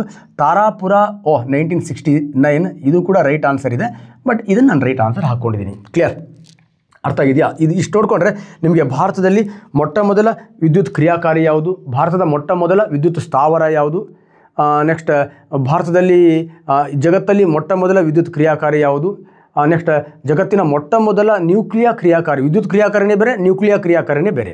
ಸೊ ಈ ಥರ ಪ್ರಶ್ನೆಗಳಿಗೆ ನಿಮಗೆ ಆನ್ಸರ್ ಸಿಗುತ್ತೆ ಸ್ನೇಹಿತರೆ. ಇದರಲ್ಲಿ ಮತ್ತೆ ನಿಮಗೆ ಕನ್ಫ್ಯೂಷನ್ಸ್ ಇದೆ. ಈಗ ಏನು ಸರ್ ವಿದ್ಯುತ್ ಕ್ರಿಯಾಕಾರಿ ಅಂದರೆ ಏನು, ಬ್ರೀಡರ್ ಕ್ರಿಯಾಕಾರಿ ಅಂದರೆ ಏನು, ನೆಕ್ಸ್ಟ್ ಸಂಶೋಧನಾ ಕ್ರಿಯಾಕಾರಿ ಅಂದ್ರೇನು, ಅದನ್ನು ಕ್ಲಿಯಾರಿಟಿ ಮಾಡಲಿಕ್ಕೆ ಈ ಸ್ಲೈಡನ್ನು ನಾನು ನಿಮ್ಮ ಜೊತೆಗೆ ಚರ್ಚೆ ಮಾಡ್ತಾ ಇದರ ನೆಕ್ಸ್ಟ್ ಸ್ಲೈಡನ್ನು. ಸರ್ ಈ ಸ್ಲೈಡನ್ನು ಅಲ್ಲೊಂದು ಕ್ವಶನ್ ಮಾಡಿ ಹೇಳಿದೆ ನಾನು. ವಾಣಿಜ್ಯವಾಗಿ ಇಡೀ ಜಗತ್ತಿಗೆ ವಿದ್ಯುತ್ತನ್ನು ಒಂದು ಕಡೆಯಿಂದ ಇನ್ನೊಂದು ಕಡೆ ಸರಬರಾಜು ಮಾಡಿರ್ತಕ್ಕಂಥ ಕ್ರಿಯಾಕಾರಿ ಯಾವುದು, ಅದರ ಬಗ್ಗೆ ಒಂದು ಸ್ವಲ್ಪ ಮಾಹಿತಿಯನ್ನು ನಿಮ್ಮ ಜೊತೆಗೆ ಚರ್ಚೆ ಮಾಡ್ತಾ ಬರ್ತೀನಿ ಸ್ನೇಹಿತರೆ. ನೋಡಿ, ಸಿಂಪಲಾಗಿ ನಾನು ಇಲ್ಲಿ ಹೇಳ್ತಾ ಬಂದಿದ್ದೀನಿ. ಸಿಂಪಲ್ ಇಲ್ಲಿ ದಟ್ ಈಸ್ ಮೊದಲ ರಿಯಾಕ್ಟರ್ಗಳು ಮತ್ತು ಅವುಗಳ ಉದ್ದೇಶ. ಆ್ಯಕ್ಚುಲಿ ಫಸ್ಟ್ ರಿಯಾಕ್ಟರ್ ಯಾವುದಪ್ಪ ಅಂತ 1942 ದಟ್ ಈಸ್ CP ಫೈಲ್ ಅಥವಾ CP1. ಕ್ಲಿಯರ್, ಇದು ಜಗತ್ತಿನ ಮೊಟ್ಟ ಮೊದಲ ಸಂಶೋಧನಾ ಕ್ರಿಯಾಕಾರಿ. ಇದನ್ನು ಕಂಡುಹಿಡಿದವನು ಫೆರ್ಮಿ. ಇದಾದ ನಂತರ ಜಗತ್ತಲ್ಲಿ ಮೊಟ್ಟ ಮೊದಲು 1951 ವಿದ್ಯುತ್ತನ್ನು ಉತ್ಪತ್ತಿ ಮಾಡಿದ ವಿಶ್ವದ ಮೊದಲ ರಿಯಾಕ್ಟರ್ EBR-1 USA. ಇದು ಎಷ್ಟು ಬಲ್ಬ್ಗಳನ್ನು ಹೊತ್ತಿಸ್ತು? 4 ಬಲ್ಬ್ಗಳನ್ನು ಹೊತ್ತಿಸ್ತು. ಅದನ್ನಾದ ನಂತರ 1954 ಓಬನ್ಸ್ಕಿ ಅಂತಕ್ಕಂಥ ಪರಮಾಣುವಿನ ವಿದ್ಯುತ್ ಸ್ಥಾವರ. ಈ ಓಬನ್ಸ್ಕಿ ಅಂತಕ್ಕಂಥ ಪರಮಾಣು ವಿದ್ಯುತ್ ಸ್ಥಾವರದಲ್ಲಿ AM1 ಅಂತಕ್ಕಂಥ ರಿಯಾಕ್ಟರ್ ಇದೆ. ಈ ರಿಯಾಕ್ಟರ್ ವಿದ್ಯುತ್ತನ್ನು ಉತ್ಪತ್ತಿ ಮಾಡುತ್ತೆ. ಆದರೆ ಆ ವಿದ್ಯುತ್, ಆ ಪವರ್ ಇಡೀ ಗ್ರಿಡ್ಡನ್ನು ತುಂಬಿಸುತ್ತೆ, ಆದರೆ ಗ್ರಿಡ್ಡಿಂದ ಹೊರಗಡೆ ಹೋಗಲ್ಲ. ನೆಕ್ಸ್ಟ್ ಸಿಂಪಲಾಗಿ ಕಾಲ್ಡರ್ ಹಾಲ್ ಅಂತಕ್ಕಂಥ UK ಏನಿದೆ ಯುನೈಟೆಡ್ ಕಿಂಗ್ಡಮ್ಸ್ನವ್ರದ್ದು, ಕಾಲ್ಡರ್ ಹಾಲ್ ಅಂತಕ್ಕಂಥದ್ದು 1956 ವಿದ್ಯುತ್ತನ್ನು ಉತ್ಪತ್ತಿ ಮಾಡುತ್ತೆ. ಆ ವಿದ್ಯುತ್ತನ್ನು ಗ್ರಿಡ್ಡಿಂದ ಹೊರಗಡೆ ವಿಶ್ವದ ಮೊದಲ ವಾಣಿಜ್ಯ ಪರಮಾಣು ವಿದ್ಯುತ್, ವಾಣಿಜ್ಯ ಅಂದರೆ ಕಮರ್ಷಿಯಲ್ ಆಗಿ ಗ್ರಿಡ್ನ ಹೊರಗಡೆ ವಿದ್ಯುತ್ತನ್ನು ಸಪ್ಲೈ ಮಾಡುವಷ್ಟು ವಿದ್ಯುತ್ತನ್ನು ಜಗತ್ತು ಉತ್ಪತ್ತಿ ಮಾಡಿಬಿಡುತ್ತೆ ಸ್ನೇಹಿತರೆ. 1954 ಜಗತ್ತು ವಿದ್ಯುತ್ತನ್ನು ನ್ಯೂಕ್ಲಿಯರ್ ಕ್ರಿಯಾಕಾರಿಗಳನ್ನು ಬಳಸಿ ಡೊಮೆಸ್ಟಿಕ್ ಆಗಿ ವ್ಯಾವಹಾರಿಕವಾಗಿ ಎಲ್ರಿಗೂ ಸಪ್ಲೈ ಮಾಡೋ ಸಂದರ್ಭದಲ್ಲಿ 1956 ನಾವು ಅಪ್ಸರನ ತಗೊಂಡು ಪ್ರಯೋಗ ಮಾಡಲಿಕ್ಕೆ ಸ್ಟಾರ್ಟ್ ಮಾಡ್ತೀವಿ. ಆಮೇಲೆ ನಾವು ಕೂಡ ಈಗ 8 ವಿದ್ಯುತ್ ಅಣುಸ್ಥಾವರಗಳಿದೆ, 24 ಕ್ರಿಯಾಕಾರಿಗಳಿವೆ. ಅವನ್ನೆಲ್ಲ ನಾನು ಈ ಮುಂದಿನ ಸ್ಲೈಡಲ್ಲಿ ನಿಮ್ಮ ಜೊತೆ ಚರ್ಚೆ ಮಾಡ್ತಾ ಬರ್ತೀನಿ. ಕ್ಲಿಯರ್? ಸೊ ನೆಕ್ಸ್ಟ್ ಬ್ಯೂಟಿಫುಲ್ ಆಗಿರ್ತಕ್ಕಂಥ ಒಂದು ಕ್ವಶನ್. ಈ ಒಂದು ಕ್ವಶನನ್ನು ಸರಿಯಾಗಿ ನಾವು ಅರ್ಥ ಮಾಡಿಕೊಂಡ್ರೆ ಅನೇಕ ಪ್ರಶ್ನೆಗಳಿಗೆ ಆನ್ಸರ್ನ ಮಾಡ್ಬೋದು ಸ್ನೇಹಿತರೆ. ನೋಡಿ, ಈ ಪ್ರಶ್ನೆ ಇದೆ, ಪ್ರಸ್ತುತ ಭಾರತದಲ್ಲಿ ಎಷ್ಟು ಬ್ರೀಡರ್ ನ್ಯೂಕ್ಲಿಯರ್ ಕ್ರಿಯಾಕಾರಿಗಳು ಕಾರ್ಯನಿರ್ವಹಿಸ್ತಾ ಇದೆ ಅಂತ. ಹಾಗಾದರೆ ಇಲ್ಲಿ ಭಾರತದಲ್ಲಿ ಎಷ್ಟು ಬ್ರೀಡರ್ ಕ್ರಿಯಾಕಾರಿಗಳು ಇದೆ ಅಂದರೆ ನಿಮಗೆ ಅನಿಸುತ್ತೆ ಯಾವ್ದು ಹಾಕಲಿ ನನ್ನ ಭಾರತ. ಓಕೆ, ಯಾವುದೋ ಒಂದು ಹಾಕ್ಬೋದಲ್ವಾ, ಜೀರೋಗಂತೂ ಬರೋದಿಲ್ಲ ನಾವಲ್ವಾ. ಸೊ ಇದನ್ನು ಒಂದು ಸ್ವಲ್ಪ ಈ ನ್ಯೂಕ್ಲಿಯರ್ ಬ್ರೀಡರ್ ಅಂದರೆ ಏನು ಇವೆಲ್ಲ ಸ್ವಲ್ಪ ಅರ್ಥ ಮಾಡ್ಕೊಂಡು ಹೋಗೋಣ. ಕ್ಲಿಯರ್? ನೋಡಿ, ಈ ನ್ಯೂಕ್ಲಿಯರ್ ಕ್ರಿಯಾಕಾರಿಗಳಲ್ಲಿ 3 ಥರ ನ್ಯೂಕ್ಲಿಯರ್ ಕ್ರಿಯಾಕಾರಿಗಳಿವೆ. ಒಂದು ರಿಸರ್ಚ್, ಸಂಶೋಧನಾ ಕ್ರಿಯಾಕಾರಿಗಳು ಅಂತ, ರಿಸರ್ಚ್ ರಿಯಾಕ್ಟರ್ಸ್ ಇವೇ ಫಸ್ಟ್ ತಯಾರಾಗಿದ್ದು. ಭಾರತದಲ್ಲಿ ಬಂದಿರೋ ಅಪ್ಸರಾನೋ, ನೆಕ್ಸ್ಟ್ ಜಗತ್ತು CP ಫೈಲ್ ಇದೆಯಲ್ವಾ, CP1, ಅದು ಕೂಡ ಸಂಶೋಧನಾ ಕ್ರಿಯಾಕಾರಿ. ನೆಕ್ಸ್ಟ್ ಎರಡನೇ ಕ್ರಿಯಾಕಾರಿ ಇದೆ, ದಟ್ ಇಸ್ ದ ಬ್ರೀಡರ್ ಕ್ರಿಯಾಕಾರಿಗಳು, ಬ್ರೀಡರ್ ನ್ಯೂಕ್ಲಿಯರ್ ಕ್ರಿಯಾಕಾರಿಗಳು ಅಂತ. ನೆಕ್ಸ್ಟ್ ಮೂರನೇದಿದೆ, ಸಿಂಪಲ್ ಇದೆ, ಪವರ್ ರಿಯಾಕ್ಟರ್ಸ್, ನ್ಯೂಕ್ಲಿಯರ್ ವಿದ್ಯುತ್ ಕ್ರಿಯಾಕಾರಿಗಳು ಅಂತ. ನ್ಯೂಕ್ಲಿಯರ್ ವಿದ್ಯುತ್ ಕ್ರಿಯಾಕಾರಿಗಳು. ಈ ಸಂಶೋಧನಾ ಕ್ರಿಯಾಕಾರಿ ಅಂದರೆ ಏನಿಲ್ಲ, ವೈದ್ಯಕೀಯ ಕ್ಷೇತ್ರ, ಕಾರ್ಖಾನೆಗಳು, ಅದರಲ್ಲಿ ಹೆಚ್ಚು ಪ್ರಯೋಗಗಳನ್ನು ಮಾಡಲಿಕ್ಕೆ ಬಳಸ್ತಕ್ಕಂತಹ ಕ್ರಿಯಾಕಾರಿ ಸಂಶೋಧನಾ ಕ್ರಿಯಾಕಾರಿ. ಈ ರಿಸರ್ಚ್ ಕ್ರಿಯಾಕಾರಿಗಳೇನಿದೆ ಜಗತ್ತಲ್ಲಿ 884 ಇದೆ ವಿಶ್ವದಲ್ಲಿ. ಭಾರತದಲ್ಲಿ ಎಷ್ಟಿದೆ ಅಂದರೆ 7 ಇದೆ, 7 ಇದೆ, 7 ಕ್ರಿಯಾಕಾರಿಗಳು. ಅದರಲ್ಲಿ ಪ್ರಮುಖವಾಗಿರ್ತಕ್ಕಂಥ ಕ್ರಿಯಾಕಾರಿ ದಟ್ ಈಸ್ ಭಾರತದ್ದು ಅಪ್ಸರಾ. ಜಗತ್ತಿನ ಮೊಟ್ಟ ಮೊದಲ ಕ್ರಿಯಾಕಾರಿ ಆಲ್ರೆಡಿ ಹೇಳಿದ್ದೀನಿ, CP1 ಫೆರ್ಮಿ ಕಂಡುಹಿಡಿತಾನೆ. ಭಾರತದ್ದು ಯಾವುದಪ್ಪ ಅಂತ ಕೇಳಿದ್ರೆ ಅಪ್ಸರಾ. ನೆಕ್ಸ್ಟ್ ಎರಡನೇ ಕ್ರಿಯಾಕಾರಿ ಯಾವುದಪ್ಪ ಅಂತ ಕೇಳಿದ್ರೆ ಸೈರಸ್. ಅತ್ಯಂತ ಭಾರತದ ದೊಡ್ಡ ನ್ಯೂಕ್ಲಿಯರ್ ಕ್ರಿಯಾಕಾರಿ ಯಾವುದಪ್ಪ ಅಂತ ಕೇಳಿದರೆ that is the Dhruva. Okay, ಎಷ್ಟು ಕ್ರಿಯಾಕಾರಿಗಳಿದೆ ಅಂತ ಕೇಳಿದರೆ ಭಾರತದಲ್ಲಿ 7 ಕ್ರಿಯಾಕಾರಿಗಳಿದೆ. ಇನ್ನೊಂದು ಈಗ ಪ್ರಸ್ತುತವಾಗಿ ರೆಡಿ ಆಗ್ತಾ ಇರತಕ್ಕಂಥ ಇನ್ನೊಂದು ಕ್ರಿಯಾಕಾರಿ ಕಾಮಿನಿ, ಕಲ್ಪಾಂಕದಲ್ಲಿ ಇದೆ. ಕ್ಲಿಯರ್? ಕಾಮಿನಿ. ಈ ಥರ 7 ಕ್ರಿಯಾಕಾರಿಗಳು ಭಾರತದಲ್ಲಿ. ಯಾವ ಕ್ರಿಯಾಕಾರಿಗಳು? ಸಂಶೋಧನಾ ಕ್ರಿಯಾಕಾರಿಗಳಿದೆ. ಭಾರತದಲ್ಲಿ ಒಟ್ಟು 7 ಸಂಶೋಧನಾ ಕ್ರಿಯಾಕಾರಿಗಳಿವೆ. ಜಗತ್ತಲ್ಲಿ 884 ಸಂಶೋಧನಾ ಕ್ರಿಯಾಕಾರಿಗಳಿವೆ. ಹಾಗಾಗಿ ಸಂಶೋಧನಾ ಕ್ರಿಯಾಕಾರಿಗಳು ಅಪ್ಸರಾ, ಫೆಸ್ಟ್, ಸಿಪಿಯೋನ್. ಅತ್ಯಂತ ದೊಡ್ಡ ಸಂಶೋಧನಾ ಕ್ರಿಯಾಕಾರಿ ಯಾವುದಪ್ಪ ಅಂತ ಕೇಳಿದರೆ ಭಾರತದಲ್ಲಿ ಧ್ರುವ. ಜಗತ್ತಿಂದ ಯಾವುದು? ನೀವು ಸರ್ಚ್ ಮಾಡಿ ಗೂಗಲಲ್ಲಿ. ಕ್ಲಿಯರ್? ನೆಕ್ಸ್ಟ್, ಬ್ರೀಡರ್ ಕ್ರಿಯಾಕಾರಿಗಳು ಅಂದರೆ ಏನು? Breeder reactors one of the very very important. Biology ಪದ ಇದು. ಬ್ರೀಡಿಂಗ್ ಅಂತ ಕರಿತೀವಲ್ವಾ, ಬ್ರೀಡಿಂಗ್ಸ್. ಒಂದು ಸಣ್ಣ ಸಣ್ಣ ಮೆಣಸಿನ್ಕಾಯಿ ಇದೆ, ಇಷ್ಟು ದೋಪನ್ ಮೆಣಸಿನ್ಕಾಯಿ ಮಾಡಬೇಕು ಅಂದರೆ ಅದರ ಬ್ರೀಡನ್ನು ಚೇಂಜ್ ಮಾಡಬೇಕು, ಅದರ DNA ಚೇಂಜ್ ಮಾಡಬೇಕು. ಹಾಗೆ ಬ್ರೀಡರ್ ಅಂದರೆ ತಳಿ ಪರಿವರ್ತನೆ ಮಾಡೋದು ಅಂತ. ಇಲ್ಲೇನು ತಳಿ ಪರಿವರ್ತನೆ ಮಾಡ್ತೀವಿ ನಾವು? ಸಿಂಪಲ್. ಈಗ ನಮ್ಮ ಹತ್ರ ಯುರೇನಿಯಂ-238 ಇದೆ. ಆದರೆ ಕ್ರಿಯಾಕಾರಿಗಳಲ್ಲಿ ವಿದಳನ ಕ್ರಿಯೆ ಮಾಡಲಿಕ್ಕೆ ಈ ಯುರೇನಿಯಂ-238 ಬರಲ್ಲ. ನಮಗೆ ಆ ವಿದಳನ ಕ್ರಿಯೆಯಲ್ಲಿ ಇಂಧನವನ್ನಾಗಿ ಬಳಸಲಿಕ್ಕೆ ಏನು ಬೇಕು? ಯುರೇನಿಯಂ-235 ಬೇಕು. ಆದರೆ 1 kg ಯುರೇನಿಯಂ-238 ಅನ್ನು ತಗೊಳ್ಳಿ ನೀವು.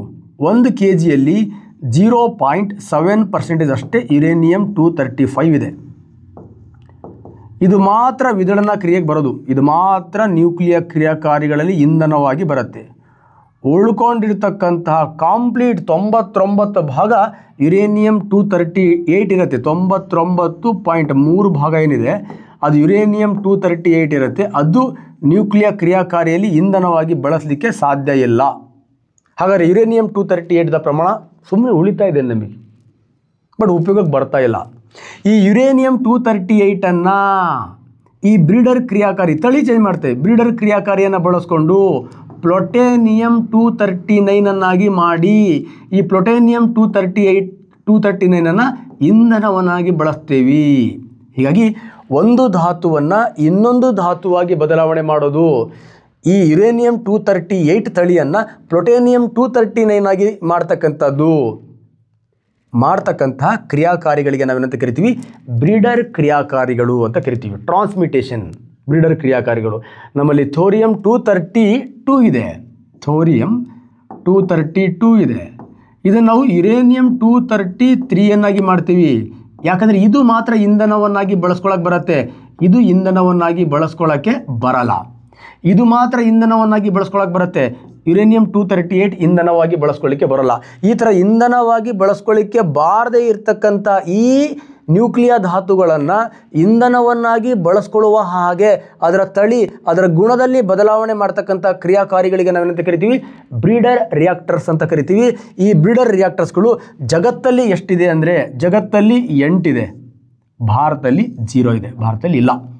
ನಾವು ಪ್ಲುಟೋನಿಯಂ ಯುರೇನಿಯಂ-238 ಪ್ಲುಟೋನಿಯಂ ಮಾಡ್ತಕ್ಕಂಥ ಟೆಕ್ನಾಲಜಿ ನಮ್ಮಲ್ಲಿ ಇಲ್ಲ. ಈಗ ಡಿಸೆಂಬರಲ್ಲಿ ಆಗತ್ತೆ. ನಾವು ಈ ತಳಿ ಮಾಡಿರ್ತಕ್ಕಂಥ ಪ್ಲುಟೋನಿಯಂ-239 ನಾವು ಈ ಕಡೆ ಇಂಪೋರ್ಟ್ ಮಾಡಿಕೊಂಡು ಕ್ರಿಯಾಕಾರಿಗಳಲ್ಲಿ ಬಳಸ್ತೀವಿ. ಈ ಥರ ಈ ರಿಯಾಕ್ಟರ್ ನಮ್ಮಲ್ಲಿ ಇಲ್ಲ. ಬಟ್ ಈ ಡಿಸೆಂಬರಲ್ಲಿ ಪ್ರೋಟೋಟೈಪ್ ಫಾಸ್ಟ್ ಬ್ರೀಡರ್ ರಿಯಾಕ್ಟರ್ ಬರುತ್ತೆ. ಅದು ಥೋರಿಯಮನ್ನು ಯುರೇನಿಯಂ-233 ಕನ್ವರ್ಟ್ ಮಾಡುತ್ತೆ. ನಮ್ಮಲ್ಲೂ ಕೂಡ ನ್ಯೂಕ್ಲಿಯರ್ ಪವರ್ 2028, 29, 30ರಲ್ಲಿ ಜಗತ್ತಿನ ದೊಡ್ಡವನಾಗುವಷ್ಟು ನಮ್ಮಲ್ಲೂ ಕೂಡ ಇದೆ. ಯಾಕಂದರೆ ಭಾರತದಲ್ಲಿ ಅತ್ಯಂತ ಹೆಚ್ಚು ಪ್ರಮಾಣದಲ್ಲಿ ಸಿಗ್ತಕ್ಕಂತಹ ಪರಮಾಣು ಖನಿಜ ಯಾವುದಪ್ಪ ಅಂತ ಕೇಳಿದರೆ ಮಾನೋಸೈಟಲ್ಲಿ ಥೋರಿಯಂ-233 ಇದೆ. ಅದನ್ನು ನಾವು ನ್ಯೂಕ್ಲಿಯರ್ ಇಂಧನವನ್ನಾಗಿ ಬಳಸ್ತಕ್ಕಂಥ ಬ್ರೀಡರ್ ರಿಯಾಕ್ಟರ್ನ ಕಂಡುಕೊಂಡಿದ್ದೀವಿ. ಅದು ಮುಂದೆ 2026ರಿಂದ ಕೆಲಸವನ್ನು ಮಾಡುತ್ತೆ. ಅದರ ಬಗ್ಗೆ ಮುಂದೆ ನಿಮಗೆ ಮಾಹಿತಿಯನ್ನು ಕೊಡ್ತಾ ಬರ್ತೀನಿ ಸ್ನೇಹಿತರೆ. ಹಾಗಾಗಿ ಭಾರತದಲ್ಲಿ ಬ್ರೀಡರ್ ರಿಯಾಕ್ಟರ್ ಏನಿದೆ ಅದು 0 ಇದೆ, ಜಗತ್ತಲ್ಲಿ 8 ಇದೆ. ನೆಕ್ಸ್ಟ್, ಜಗತ್ತಲ್ಲಿ ವಿದ್ಯುತ್ ಕ್ರಿಯಾಕಾರಿಗಳು, ನ್ಯೂಕ್ಲಿಯರ್ ಪವರ್ ರಿಯಾಕ್ಟರ್ಸ್, ವಿದ್ಯುತ್ತನ್ನು ಉತ್ಪತ್ತಿ ಮಾಡ್ತಕ್ಕಂಥ ಕ್ರಿಯಾಕಾರಿಗಳು, ಅದು ಗ್ರಾಫೈಟ್ದ ಇರ್ಬೋದು, ಹೆವಿ ವಾಟರ್ದೇ ಇರ್ಬೋದು, ಆರ್ ಕಾಮನ್ ವಾಟರ್ದೇ ಇರ್ಬೋದು. ಆ ವಿದ್ಯುತ್ ಕ್ರಿಯಾಕಾರಿಗಳು ಜಗತ್ತಲ್ಲಿ ಎಷ್ಟಿದೆ ಅಂದರೆ 416 ಇದೆ, ಕೆಲವು ಜಾಗದಲ್ಲಿ 420 ಇದೆ, ಕೆಲವು ಜಾಗದಲ್ಲಿ 430 ಇದೆ.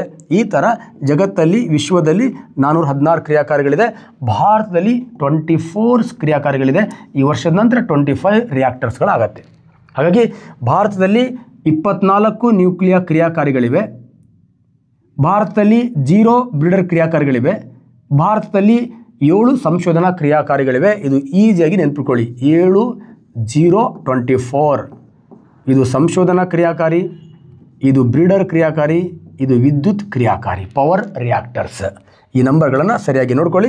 ಅದ್ರ ಜೊತೆಗೆ ಜಗತ್ತಿನ ನಂಬರನ್ನು ಕೂಡ ಒಂದ್ಸತಿ ನೋಡ್ಕೊಳ್ಳಿ. ಇನ್ನೂ ಏನಾದ್ರು ಡೌಟ್ ಇತ್ತು ಅಂದರೆ ಕಮೆಂಟ್ ಮಾಡಿ, ಮುಂದಿನ ಕ್ಲಾಸಲ್ಲಿ ಸಿಗ್ತೀನಿ. ಸಿಂಪಲ್. ಪ್ರಸ್ತುತ ಭಾರತದಲ್ಲಿ ಎಷ್ಟು ಬ್ರೀಡರ್ ಕ್ರಿಯಾಕಾರಿಗಳಿವೆ ಅಂದರೆ ನಮ್ಮಲ್ಲಿ ಬ್ರೀಡರ್ ಕ್ರಿಯಾಕಾರಿಗಳು ಇಲ್ಲ. ಬಟ್ ಏನೋ ಒಂದು ಈಗ ಆಗತ್ತಂತ ಹೇಳಿದ್ರಲ್ಲ ಸರ್, ಏನೋ ಒಂದು ಆಗತ್ತೆ, ಅದನ್ನು ನೋಡ್ಕೊಳ್ಳಿ.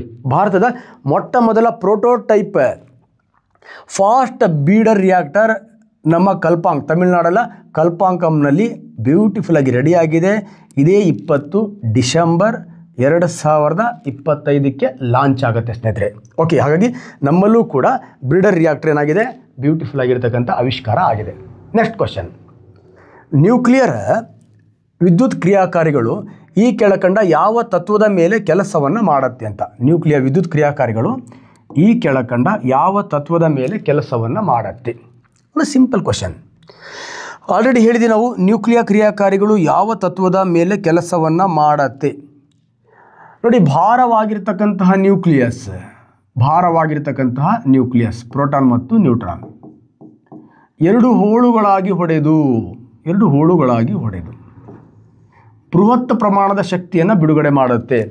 ಅಲ್ಲೊಂದು ಪ್ರಶ್ನೆ ಬರಲಿ ನಿಮಗೆ, ಭಾರವಾದ ನ್ಯೂಕ್ಲಿಯಸ್ ಹೆಂಗೆ ಹೊಡೆಯುತ್ತೆ? ಏನು ಸುತ್ತಿಗೆ ತೊಗೊಂಡು ಹೊಡಿಬೇಕಾ, ಅಥವಾ ಅದರ ಮೇಲೆ ಏನಾದ್ರು ಬೆಂಕಿ ಹಾಯಿಸ್ಬೇಕಾ, ಅಥವಾ ಅದಕ್ಕೆ ಹೊಡಿಲಿಕ್ಕೆ ನಮ್ಮ ಹತ್ರ ಏನಾದ್ರು ದೊಡ್ಡ ವೆಪನ್ಸ್ಗಳು ಬಾಣ ಬಿಡಬೇಕಾ ಅಂತ. ನೋಡಿ, ಯಾವುದೇ ಭೌತ ಪರಿಮಾಣಗಳಿಗೆ ಈ ನ್ಯೂಕ್ಲಿಯಸ್ಗಳು ಹೊಡೆಯೋದಿಲ್ಲ. ಹಾಗಾದ್ರೆ ಈ ನ್ಯೂಕ್ಲಿಯಸನ್ನು ಹೊಡಿಬೇಕು ಅಂದರೆ ನಮ್ಮ ಹತ್ರ ಒಂದು ನ್ಯೂಟ್ರಾನ್ ಇರಬೇಕು, ಮಂದ ನ್ಯೂಟ್ರಾನಿಂದ ಈ ನ್ಯೂಕ್ಲಿಯಸನ್ನು ಹೊಡಿಬೇಕು. ಒಂದು ನ್ಯೂಟ್ರಾನಿಂದ ಹೊಡೆದಾಗ ಆಲ್ರೆಡಿ ಯುರೇನಿಯಂ ಅಂತಕ್ಕಂಥದ್ದನ್ನು ತಗೊಂಡೆ, ಇಲ್ಲಿ 92 ಪ್ರೋಟಾನ್ಸ್ ಇರುತ್ತೆ, 143 ನ್ಯೂಟ್ರಾನ್ಸ್ ಇರುತ್ತೆ. ನೋಡಿ ಎಷ್ಟು ಮಿಕ್ಕಿದಾವೆ, 48 ನ್ಯೂಟ್ರಾನ್ಗಳು, 49 ನ್ಯೂಟ್ರಾನ್ಗಳು ಹೆಚ್ಚಿಗೆ ಅದಾವೆ ಇದರಲ್ಲಿ. ಈ ಥರ ಅಸ್ಥಿರ ಪರಮಾಣುವಿನ ಬೀಜ ಭಾರವಾಗಿರ್ತಕ್ಕಂಥ ಈ ನ್ಯೂಕ್ಲಿಯಸ್ಗೆ ಮಂದ ನ್ಯೂಟ್ರಾನಿಂದ ಹೊಡೆದಾಗ, ಒಂದು ನ್ಯೂಟ್ರಾನಿಂದ ಹೊಡೆದಾಗ ಪಟ್ ಅಂತ 2 ಹೋಳುಗಳಾಗತ್ತೆ. ತನ್ನಷ್ಟಕ್ಕೆ ತಾನೇ 2 ನ್ಯೂಟ್ರಾನ್ಗಳನ್ನು ಏನು ಮಾಡುತ್ತೆ, ಹೊರಗಡೆ ಹಾಕ್ಕೊಳ್ಳುತ್ತೆ. ಆ ನ್ಯೂಟ್ರಾನ್ಗಳನ್ನು ಬಳಸ್ಕೊಂಡು ತನ್ನಷ್ಟಕ್ಕೆ ತಾನೇ ಮತ್ತದು ಹೊಡಿತಾ ಹೋಗುತ್ತೆ. ಆ ನ್ಯೂಟ್ರಾನ್ಗಳನ್ನು ಬಳಸ್ಕೊಂಡು ತನ್ನಷ್ಟಕ್ಕೆ ತಾನೇ ಹೊಡಿತಾ ಹೋಗುತ್ತೆ. ನೋಡಿ, ಒಂದು ಭಾರವಾಗಿರ್ತಕ್ಕಂಥ ಪರಮಾಣು ಬೀಜ 2 ಹೋಳುಗಳಾಗಿ ಹೊಡೆಯೋದನ್ನು ವಿದಳನ ಕ್ರಿಯೆ ಅಂತ ಕರಿತೀವಿ. ಆ ವಿದಳನ ಕ್ರಿಯೆ ತನ್ನಷ್ಟಕ್ಕೆ ತಾನೇ ಮುಂದುವರೆದ್ರೆ ಅದಕ್ಕೆ ನಾವು ಸರಪಳಿ ಚೈನ್ ರಿಯಾಕ್ಷನ್ ಅಂತ ಕರಿತೀವಿ. ಅದನ್ನು ಸರಪಳಿ ಕ್ರಿಯೆ ಅಂತ ಕರಿತೀವಿ. ಸರಪಳಿ ಕ್ರಿಯೆ.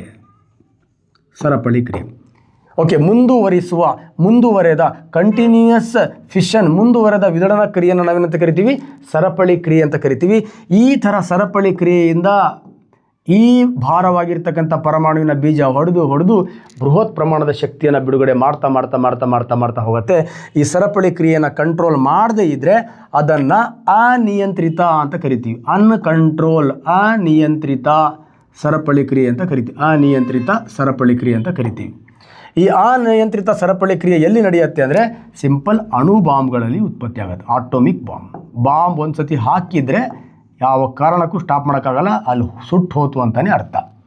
ಹಾಗಾದರೆ ಆಟೋಮಿಕ್ ಬಾಂಬ್ಗಳು, ನ್ಯೂಕ್ಲಿಯರ್ ಬಾಂಬ್ಗಳು ಯಾವ ತತ್ವದ ಆಧಾರದ ಮೇಲೆ ಕೆಲಸ ಮಾಡುತ್ತೆ ಅಂದರೆ ಅನಿಯಂತ್ರಿತ ಸರಪಳಿ ಕ್ರಿಯೆ ತತ್ವದ ಆಧಾರದ ಮೇಲೆ ಕೆಲಸ ಮಾಡುತ್ತೆ. ಈ ಥರ ಬಾಂಬನ್ನು ಕಂಡು ಹಿಡ್ಕೊಂಡ್ಬಿಟ್ವಿ ನಾವು. ಇದಾದ ನಂತರ ವಿಜ್ಞಾನಿಗಳಿಗೆ ಬಂತು, ಈ ಪಾಪಿ ಎನರ್ಜಿಯನ್ನು ಹೊರಗಡೆ ಹಾಕ್ತಕ್ಕಂಥ ಈ ಬಾಂಬ್ ಇದೇನಿದೆಯಲ್ವಾ, ಈ ಬಾಂಬ್ ಸರಪಳಿ ಅಂದರೆ ಅನಿಯಂತ್ರಿತ ಸರಪಳಿ, ಅನ್ಕಂಟ್ರೋಲ್ಡ್ ಚೈನ್ ರಿಯಾಕ್ಷನ್ ಮೇಲೆ ಕೆಲಸ ಮಾಡುತ್ತಲ್ವ, ಇದನ್ನು ಕಂಟ್ರೋಲ್ಡ್ ಮಾಡಿ ಈ ಉಷ್ಣವನ್ನು ಬಳಸ್ಕೊಂಡು ನಾವು ಏನಾದರೂ ಶಾಂತಿಗಾಗಿ ಏನಾದರೂ ಕೆಲಸ ಮಾಡ್ಬೋದಾ ಅಂತ ಪ್ರಯೋಗಗಳು ನಡೀತು. ಈ ಥರ ಪ್ರಯೋಗಗಳು ನಡೆದಾಗ ಅನಿಯಂತ್ರಿತ ಸರಪಳಿ ಕ್ರಿಯೆಯನ್ನು ವಿಜ್ಞಾನಿಗಳು ಏನು ಮಾಡಿದ್ರು ಅಂದರೆ ಕಂಡುಹಿಡಿದ್ರು, ಅದನ್ನು ಕಂಟ್ರೋಲ್ ಮಾಡ್ಬೋದು ಅಂತ.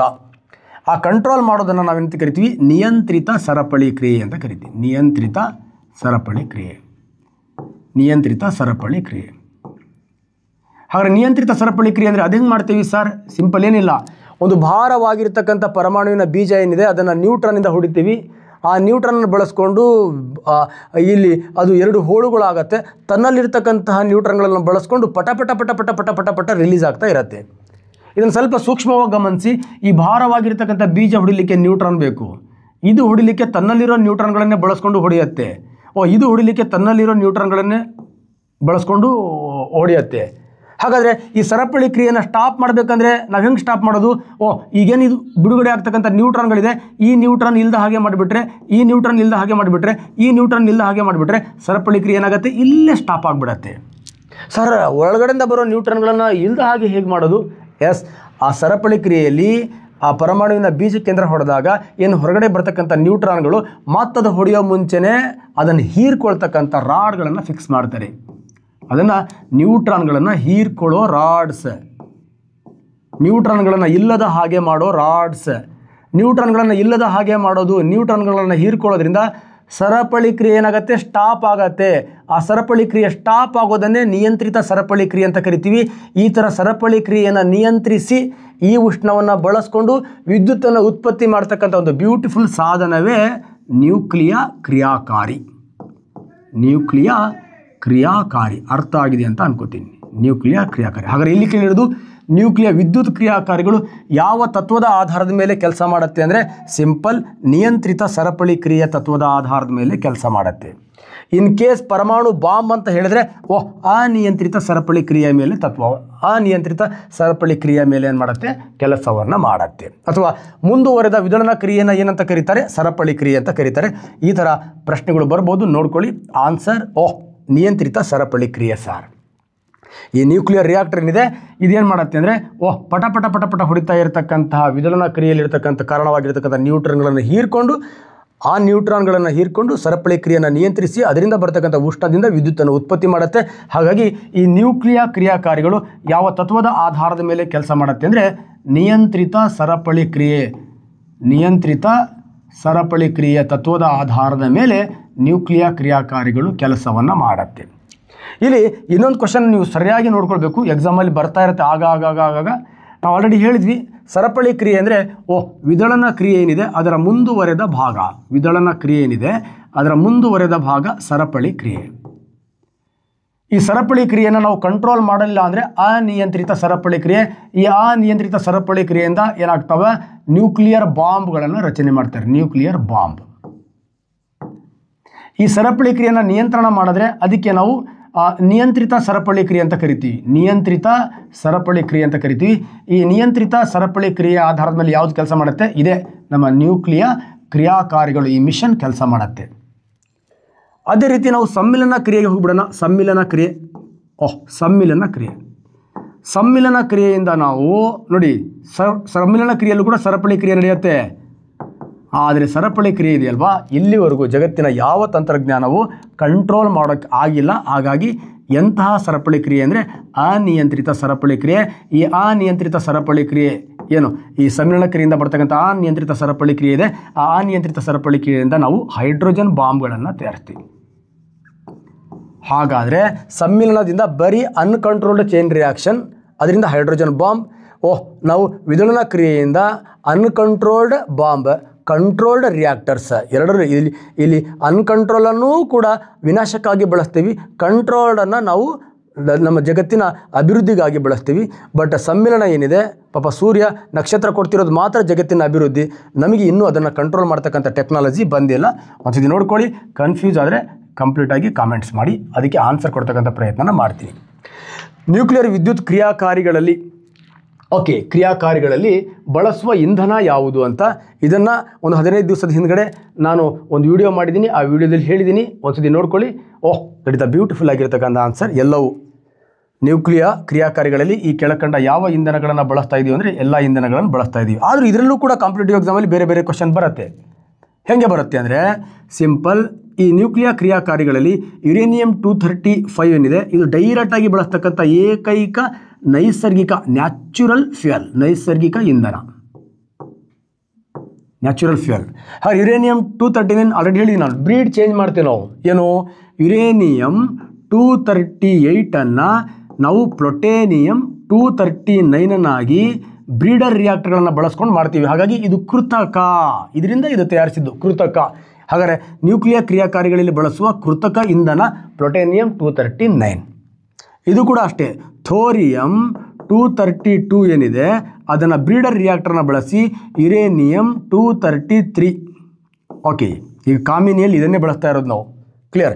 ಈ ಯುರೇನಿಯಂ 233 ಇದು ಕೃತಕವಾಗಿರ್ತಕ್ಕಂಥ ಇಂಧನ. ಯಾವುದರಿಂದ ಬಳಸ್ತೀವಿ? ಥೋರಿಯಮಿಂದ. ಹಾಗಾಗಿ ಇದು ಕೃತಕ, ಇದು ಆರ್ಟಿಫಿಷಿಯಲ್, ಓನ್ಲಿ ಒನ್ ನ್ಯಾಚುರಲ್. ಇದು ಕೂಡ ಎಕ್ಸಾಂಪಲ್ ಕೇಳ್ಬೋದು. In this below which is natural fuel used in our reactors ಅಂತ, ಅಥವಾ ಆರ್ಟಿಫಿಷಿಯಲ್ ಫ್ಯೂಯಲ್ಸ್ ಈ ಥರನೂ ಕೂಡ ಬರ್ಬೋದು. ನೋಡ್ಕೊಳ್ಳಿ, ಇದ್ರ ಬಗ್ಗೆ ಅಲ್ಲಿ ಮಾಹಿತಿ ಕೊಟ್ಟಿದ್ದೀನಿ, ಬಳಸ್ಕೊಳ್ಳಿ ಸ್ನೇಹಿತರೆ.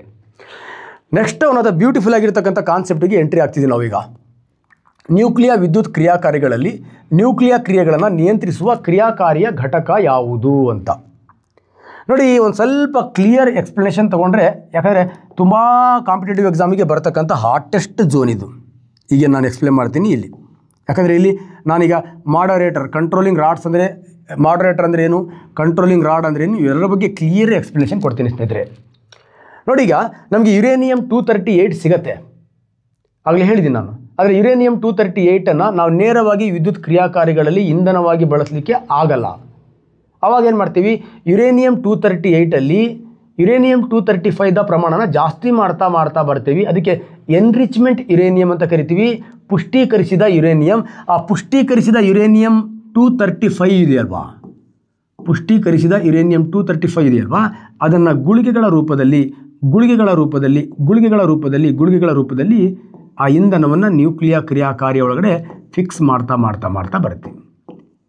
ಈ ಥರ ಯುರೇನಿಯಂ 235 ಜಾಸ್ತಿ 60 to 70% ಇರತಕ್ಕಂಥ ಯುರೇನಿಯಂ 235 ಏನಿದೆ, ಇದನ್ನು ನಾವು ಪುಷ್ಟೀಕರಿಸಿದ ಯುರೇನಿಯಮನ್ನು ನ್ಯೂಕ್ಲಿಯರ್ ಕ್ರಿಯಾಕಾರಿಗಳಲ್ಲಿ ಇಂಧನವನ್ನಾಗಿ ಈ ಥರ ಬಳಸ್ತೀವಿ.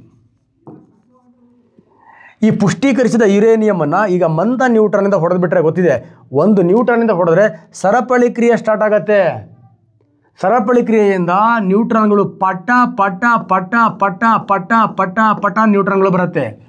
ಈ ಥರ ನ್ಯೂಟ್ರಾನ್ಗಳ ವೇಗ ಜಾಸ್ತಿ ಇತ್ತು ಅಂದರೆ ಅಗಾಧ ಪ್ರಮಾಣದ ಶಕ್ತಿ ಮತ್ತು ನ್ಯೂಕ್ಲಿಯರ್ ಕ್ರಿಯಾಕಾರಿ ಹಾಳಾಗಿ ಹೋಗ್ಬಿಡತ್ತೆ. ಅದಕ್ಕೆ ಈ ಎನ್ರಿಚ್ಮೆಂಟ್ ಯುರೇನಿಯಂ ಏನಿದೆಯಲ್ವಾ, ಪುಷ್ಟೀಕರಿಸಿದ ಯುರೇನಿಯಂ 235, ಇದರಿಂದ ಬರ್ತಕ್ಕಂಥ ನ್ಯೂಟ್ರಾನ್ಗಳ ವೇಗನ ಕಡಿಮೆ ಮಾಡಲಿಕ್ಕೆ ಆ ಇಂಧನದ ಅಕ್ಕಪಕ್ಕ ನಾವು ಏನನ್ನು ಕಡಿಮೆ ಮಾಡಲಿಕ್ಕೆ, ನ್ಯೂಟ್ರಾನ್ಗಳ ವೇಗವನ್ನು ಕಡಿಮೆ ಮಾಡಲಿಕ್ಕೆ ಅದರ ಅಕ್ಕ ಕ್ಲಿಯರ್. ಆ ನ್ಯೂಟ್ರಾನ್ಗಳ ವೇಗವನ್ನು ಮಂದ ಮಾಡಲಿಕ್ಕೆ ನಾವು ಏನನ್ನು ಬಳಸ್ತೀವಿ, ಮಂದಕಾರಿಯನ್ನು ಬಳಸ್ತೀವಿ. ಮಂದಕಾರಿ ಕೆಲಸ ಏನು, ಯುರೇನಿಯಂ 235ಇಂದ ಬರ್ತಕ್ಕಂತಹ ನ್ಯೂಟ್ರಾನ್ಗಳ ವೇಗವನ್ನು ಕಡಿಮೆ ಮಾಡೋದು. ಪಟ ಪಟ ಬರೋದನ್ನು ನ್ಯೂಟ್ರಾನ್ಗಳ ವೇಗ ಕಡಿಮೆ ಮಾಡೋದು. ಈ ಥರ ನ್ಯೂಟ್ರಾನ್ಗಳ ವೇಗ ಕಡಿಮೆ ಆದರೆ ಈ ನ್ಯೂಟ್ರಾನ್ಗಳು ಉಷ್ಣವನ್ನು ಹೊರತರುತ್ತೆ, ಥರ್ಮಲ್ ನ್ಯೂಟ್ರಾನ್ಗಳನ್ನಾಗಿ ಪರಿವರ್ತನೆ ಆಗತ್ತೆ. ಈ ಥರ ನ್ಯೂಟ್ರಾನ್ಗಳ ವೇಗವನ್ನು ಕಡಿಮೆ ಮಾಡಲಿಕ್ಕೆ ನ್ಯೂಕ್ಲಿಯರ್ ಕ್ರಿಯಾಕಾರಿಗಳಲ್ಲಿ ಇಂಧನದ ಸುತ್ತ ನಾವು ಮಂದಕಾರಿಯನ್ನು ಹಾಕ್ತೀವಿ. ಆ ಮಂದಕಾರಿಯನ್ನು ಯಾವುದರಿಂದ ತಯಾರಿಸ್ತೀವಿ ಅಂದರೆ ಗ್ರಾಫೈಟಿಂದ ತಯಾರಿಸ್ತೀವಿ, ನ್ಯೂಟ್ರಾನ್ಗಳ ವೇಗ ಕಡಿಮೆ ಮಾಡಲಿಕ್ಕೆ. ನೆಕ್ಸ್ಟ್ ಭಾರಜಲ, ಗ್ರಾಫೈಟ್ ಇಲ್ಲ ಅಂದರೆ ಭಾರಜಲವನ್ನು ಅಥವಾ ಡೈರೆಕ್ಟ್ ವಾಟರನ್ನು, ಕೂಲ್ ವಾಟರನ್ನು ಬಳಸ್ತೀವಿ. ಕ್ಲಿಯರ್. ನೀರು ಅಥವಾ ಭಾರಜಲ, ಗ್ರಾಫೈಟನ್ನು ಬಳಸಿ ಈ ಎನ್ರಿಚ್ಮೆಂಟ್, ಪುಷ್ಟೀಕರಿಸಿದ ಯುರೇನಿಯಮಿಂದ ಬರ್ತಕ್ಕಂಥ ನ್ಯೂಟ್ರಾನ್ಗಳ ವೇಗವನ್ನು ಕಡಿಮೆ ಮಾಡ್ತೀವಿ. ಇದನ್ನೇ ನಾವು ಮಾಡರೇಟರ್ ಅಂತ ಕರಿತೀವಿ. ಮಾಡರೇಟರ್ ಆಗಿ ನಾವು ಗ್ರಾಫೈಟನ್ನು ಬಳಸ್ತೀವಿ ಆ್ಯಂಡ್ ಹೆವಿ ವಾಟರನ್ನು ಹೆಚ್ಚಿನ ಪ್ರಮಾಣದಲ್ಲಿ ಬಳಸ್ತೀವಿ. ಇದರ ಕೆಲಸ ಏನಪ್ಪ ಅಂದರೆ ನ್ಯೂಟ್ರಾನ್ಗಳ ವೇಗವನ್ನು ಕಡಿಮೆ ಮಾಡೋದು ಇದರ ಕೆಲಸ. ಅರ್ಥ ಆಗಿದೆ ಅಂತ ಅನ್ಕೋತೀನಿ. ಈಗ ನ್ಯೂಟ್ರಾನ್ಗಳನ್ನು ಈ ವಿದಳನ ವಸ್ತು ಹೊರಗಡೆ ಹಾಕ್ತಾ ಇದೆ, ಅದರ ವೇಗ ಕಡಿಮೆ ಆಗ್ತಾ ಇದೆ, ಅಗಾಧ ಪ್ರಮಾಣದ ಉಷ್ಣ ಹೊರಗಡೆ ಬರ್ತಾ ಇದೆ. ಈಗ ನ್ಯೂಕ್ಲಿಯರ್ ಕ್ರಿಯಾಕಾರಿಯನ್ನು ನಾವು ಸ್ಟಾಪ್ ಮಾಡಬೇಕಪ್ಪ. ಆಲ್ರೆಡಿ ಇಲ್ಲಿ ಸರಪಳಿ ಕ್ರಿಯೆ ನಡೀತಾ ಇದೆ. ಸರಪಳಿ ಕ್ರಿಯೆ ತನ್ನಷ್ಟಕ್ಕೆ ತಾನೇ ವಿದಳನ ಕ್ರಿಯೆ, ತಾನು ಬಿಡುಗಡೆ ಮಾಡಿರ್ತಕ್ಕಂಥ ನ್ಯೂಟ್ರಾನ್ಗಳನ್ನು ಬಳಸ್ಕೊಂಡು ಸರಪಳಿ ಕ್ರಿಯೆ ನಡೀತಾ ಇದೆ. ನ್ಯೂಕ್ಲಿಯರ್ ಕ್ರಿಯಾಕಾರಿಯನ್ನು ಸ್ಟಾಪ್ ಮಾಡಬೇಕಪ್ಪ. ಸ್ಟಾಪ್ ಮಾಡಬೇಕಂದ್ರೆ ಸ್ಟಾರ್ಟಿಂಗಲ್ಲಿ ಹೇಳಿದ್ದೀನಿ, ಸರಪಳಿ ಕ್ರಿಯೆಯನ್ನು ಏನು ಮಾಡಬೇಕು, ಕಂಟ್ರೋಲ್ ಮಾಡಬೇಕು, ನಿಯಂತ್ರಣ ಮಾಡಬೇಕು ಅಂದರೆ ಏನು ಮಾಡಬೇಕು, ಇಲ್ಲೇನು ಪಟ ಪಟ ಬರ್ತಾ ಇರ್ತಕ್ಕಂಥ ನ್ಯೂಟ್ರಾನ್ಗಳನ್ನು ಇಲ್ಲದ ಹಾಗೆ ಮಾಡಬೇಕು. ಆ ನ್ಯೂಟ್ರಾನ್ಗಳನ್ನು ಇಲ್ಲದ ಹಾಗೆ ಮಾಡಲಿಕ್ಕೆ ಮ್ಯಾಲ್ಗಡೆಯಿಂದ ಕಂಟ್ರೋಲಿಂಗ್ ರಾಡ್ಸ್ಗಳನ್ನ ತರ್ತೀವಿ ನಾವು. This is the controlling rods.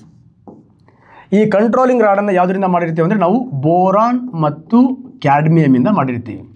ಈ ಬೋರಾನ್ ಮತ್ತು ಕ್ಯಾಡ್ಮಿಯಮ್ ಏನು ಮಾಡುತ್ತೆ, ನ್ಯೂಟ್ರಾನ್ಗಳನ್ನು ಹೀರ್ಕೊಳ್ಳೋ ಕೆಪಾಸಿಟಿ ಇದೆ ಜಾಸ್ತಿ ಇದಕ್ಕೆ. ಹಾಗಾಗಿ ಈ ಬೋರಾನ್ ಮತ್ತು ಕ್ಯಾಡ್ಮಿಯಮ್ ಘಟಕವನ್ನು ಒಳಗಡೆ ಹಾಕಿದ ತಕ್ಷಣವೇ ಈ ಬೋರಾನ್ ಮತ್ತು ಕ್ಯಾಡ್ಮಿಯಂನ ಈ ಘಟಕಗಳೇನಿದಾವ ಇವೇನು ಮಾಡ್ತಾವೆ ಅಂದರೆ ನ್ಯೂಟ್ರಾನ್ಗಳನ್ನು ಹೀರ್ಕೊಂಡ್ಬಿಡ್ತಾವ.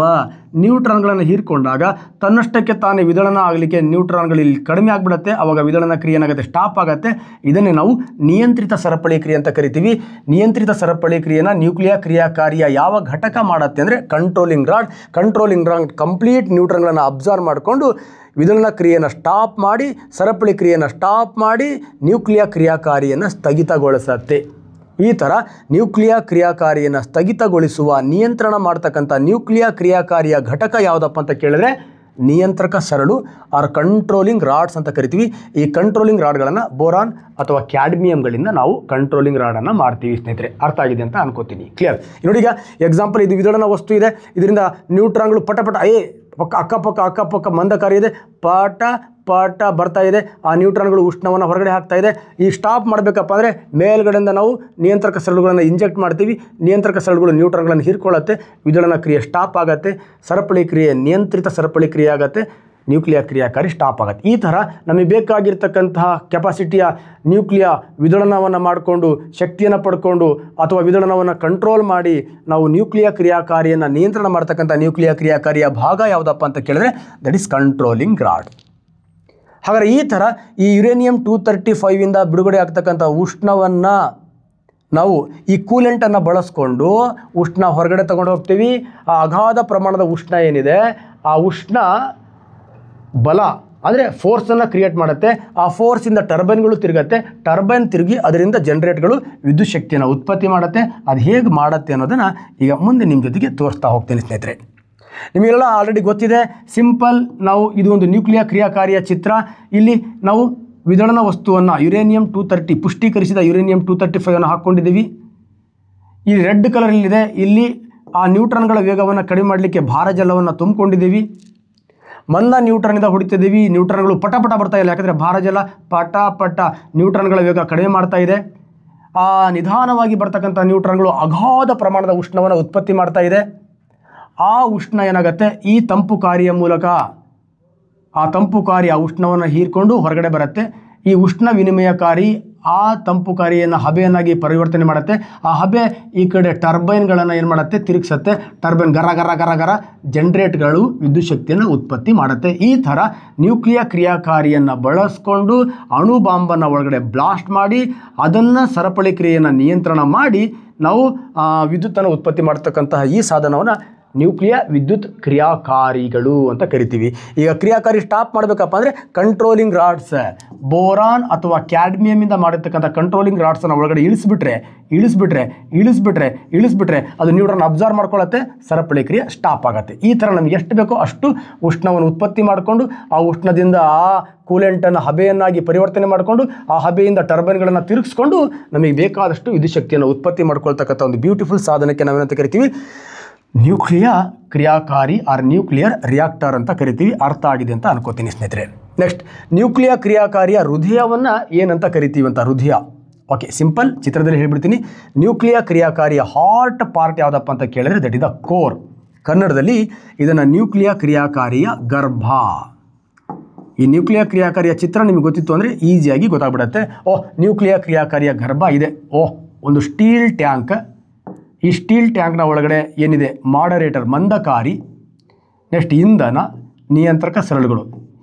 ಈ ಭಾಗವನ್ನು ಹೊಂದಿರತಕ್ಕಂಥ ನ್ಯೂಕ್ಲಿಯರ್ ಕ್ರಿಯಾಕಾರಿಯ ಭಾಗವನ್ನು ನಾವು ಕೋರ್ ಅಥವಾ ಗರ್ಭ ಅಂತ ಕರಿತೀವಿ. ಈ ಗರ್ಭನೇ ನಾವು ನ್ಯೂಕ್ಲಿಯರ್ ಕ್ರಿಯಾಕಾರಿಯ ಹಾರ್ಟ್ ಅಂತ ಕರಿತೀವಿ. ಹಾರ್ಟ್ ಎಲ್ಲಿವರೆಗೂ ಚೆನ್ನಾಗಿರುತ್ತೋ ಅಲ್ಲಿವರೆಗೂ ವ್ಯಕ್ತಿ ಬದುಕ್ತಾನೆ. ಈ ಹಾರ್ಟ್ ಎಲ್ಲಿವರೆಗೂ ಚೆನ್ನಾಗಿ ಕೆಲಸ ಮಾಡುತ್ತೋ ಅಲ್ಲಿವರೆಗೂ ಈ ರಿಯಾಕ್ಟರ್ ಪವರನ್ನು ಹೊರಗಡೆ ಸಪ್ಲೈ ಮಾಡುತ್ತೆ. ನಿಮ್ಗೆಲ್ಲರೂ ಕೂಡ ಅರ್ಥ ಆಗಿದೆ ಅನ್ಕೊಂತೀನಿ. ನೆಕ್ಸ್ಟ್ ಒಂದು ಬ್ಯೂಟಿಫುಲ್ ಆಗಿರ್ತಕ್ಕಂಥ ಕ್ವಶನ್ಗೆ ಎಂಟ್ರಿ ಆಗುವ ಸ್ನೇಹಿತರೆ. ಕ್ಲಿಯರ್?